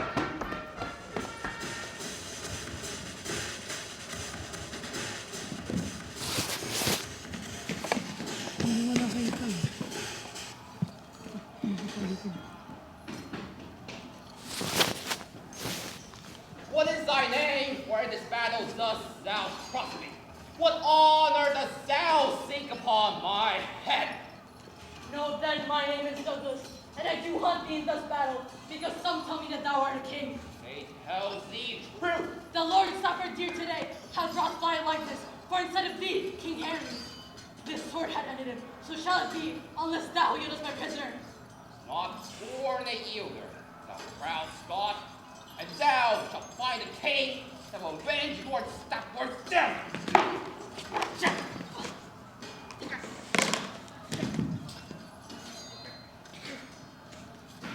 Oh, Douglas, a odd woman than thus, never triumph upon a Scot.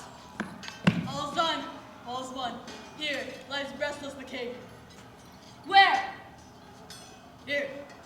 This Douglas? No! I know this face full well. Big talent, rich he was. His name was Blunt, semblably furnished like the king himself. A fool with thy soul wither itself. Why did thou tell me that thou wert a king? King of many marching in his coats. And by my sword, I will kill all his coats. I'll murder all his wardrobe piece by piece until I meet the king. Ah, but no way. Soldiers stand full fairly for the day.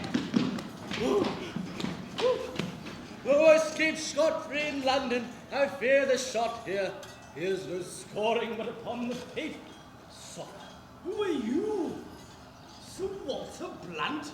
There's honor for you, with old vanity. I am as hot as molten lead and heavy too. God keep the lead out of me. I need no more weight than in mine own bowels. I've led my ragamuffins to where they are peppered, and there are not 3 left of my party left alive. And they are for the town's end to beg during life. But who harks? What standest thou idle here? Lend me thy sword. Many noblemen lie stark and stiff under the host of vaunting enemies whose deaths are yet unrevenged. I pray thee, lend me thy sword. Nay, how very leave. Give me leave to breathe a while. Sir Gregory never did such deeds of I.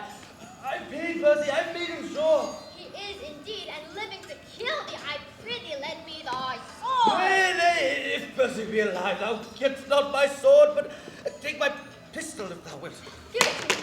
Yes. Ooh. What's in the case? Aye, Hal, 'tis hot. 'Tis hot.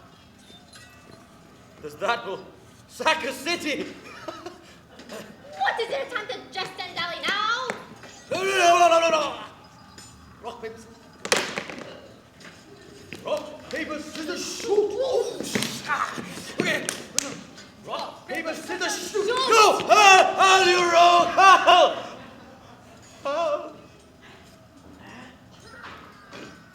Well, if Percy come in my way, I'll pierce him. If he do come in my way, so. If he do not, and if I come in his willingly, well, let him make a carbonado of me.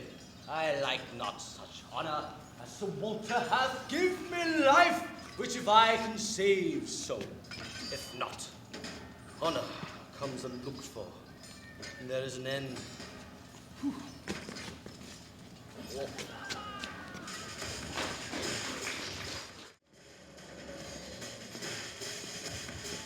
I prithee, Harry, withdraw thyself, thou bleedst too much. Not I, my lord, unless I did plead too. I beseech your majesty make up, lest your retirement too amaze your friends.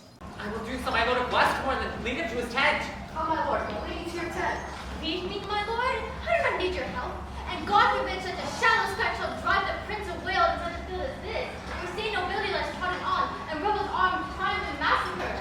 Oh, we breathed too long. Come, cousin Westmoreland, our duty this way lies. For God's sake, come! God, thou hast deceived me, Lancaster. I do not think of thee as the Lord of the Spirit, for I saw thee as my brother, Sean. Now, I do respect thee as my soul. I did see him hold Lord Percy here with lustier maintenance than I did ask for in such an ungrown warrior. This boy lend metal to us all. Another king? They grow like Hydra's heads. I am the Douglas, fated to all those over colors on them. What art thou counterfeit of a king?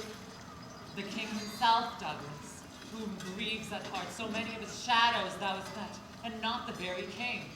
I have two boys seek Percy and thyself about the field, but seeing as thou fallst on me so easily, I will assay thee. So defend thyself.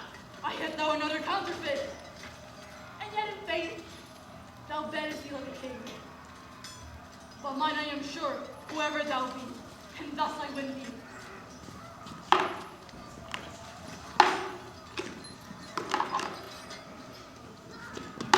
Hold up thy head, vile Scot, or thou art to never hold it up again. It is the Prince of Wales who threatens thee, who promises but he means to pay.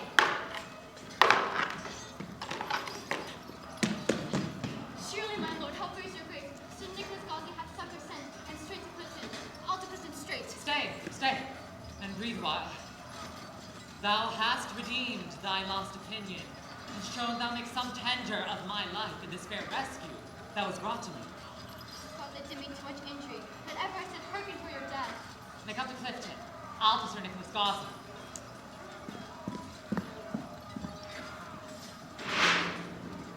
If I'm mistaken, thou art Harry Monmouth. Thou speakest as if I would deny my name. I am Harry Percy. But art then a very valiant rebel of the name I see. I am the Prince of Wales, and think not, Harry, to share with me this glory anymore. Two stars, even one spirit cannot move the population, nor can one England brook a double reign. Harry Percy and the Prince of Wales. Nor shall it, Harry.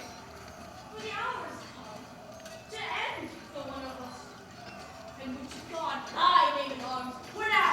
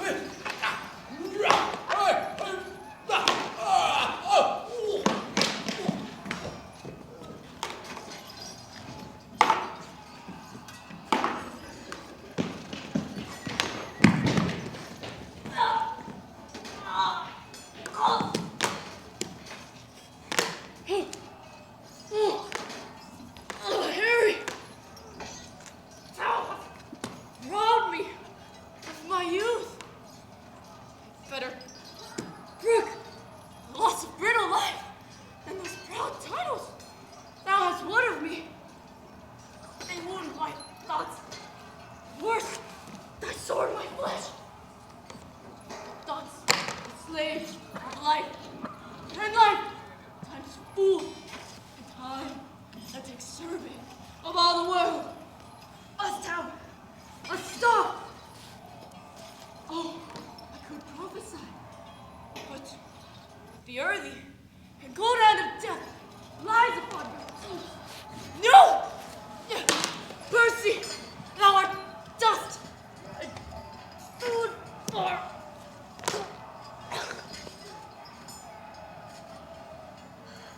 The worm's brave Percy. Fare thee well, great heart. Ill-weaved ambition, how much art thou shrunk? When that this body did contain a spirit, a kingdom was too small a bound for it. When now 2 paces of the vilest earth is room enough. Adieu, and take thy praise with thee to heaven, and thy sleep ignominy with thee to the grave. But by you be not remembered by your appetite.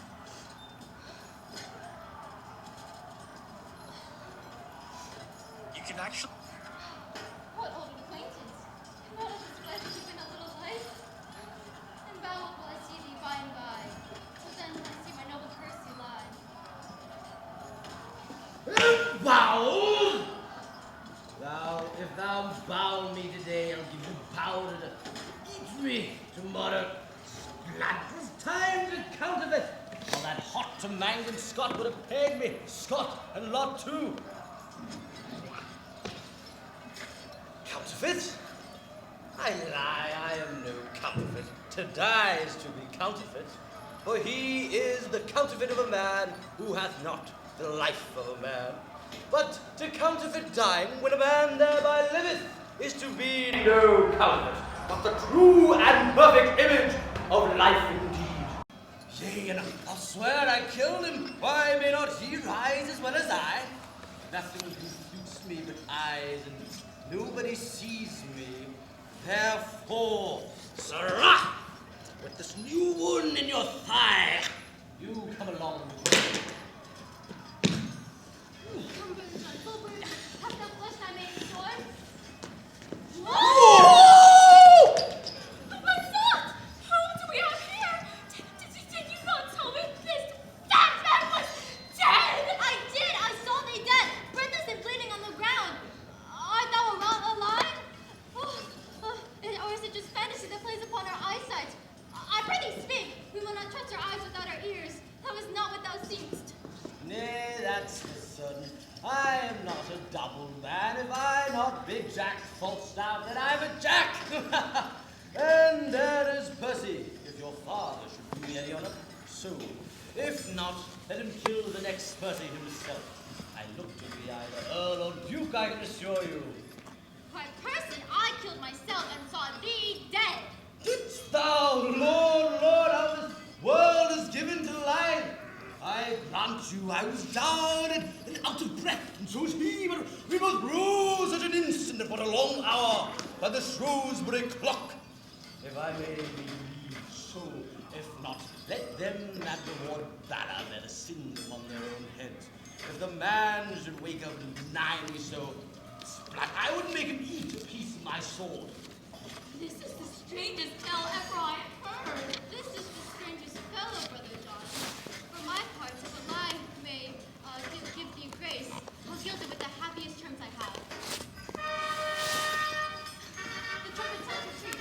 Come, Brother John, let's to the highest of the field, to see my friends are alive and with dead. I'll follow, as they say, for reward. He that rewards me, God reward him. If I do grow great, I'll grow less, for I'll leave and purge sack and live cleanly as a nobleman should do.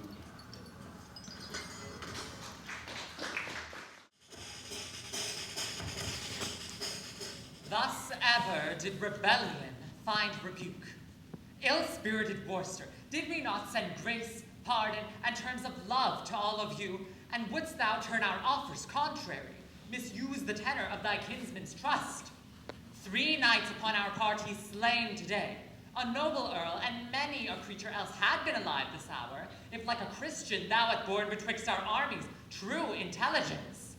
I did what my safety urged me to, and I embraced this fortune patiently, since, not to be avoided, it fall on me.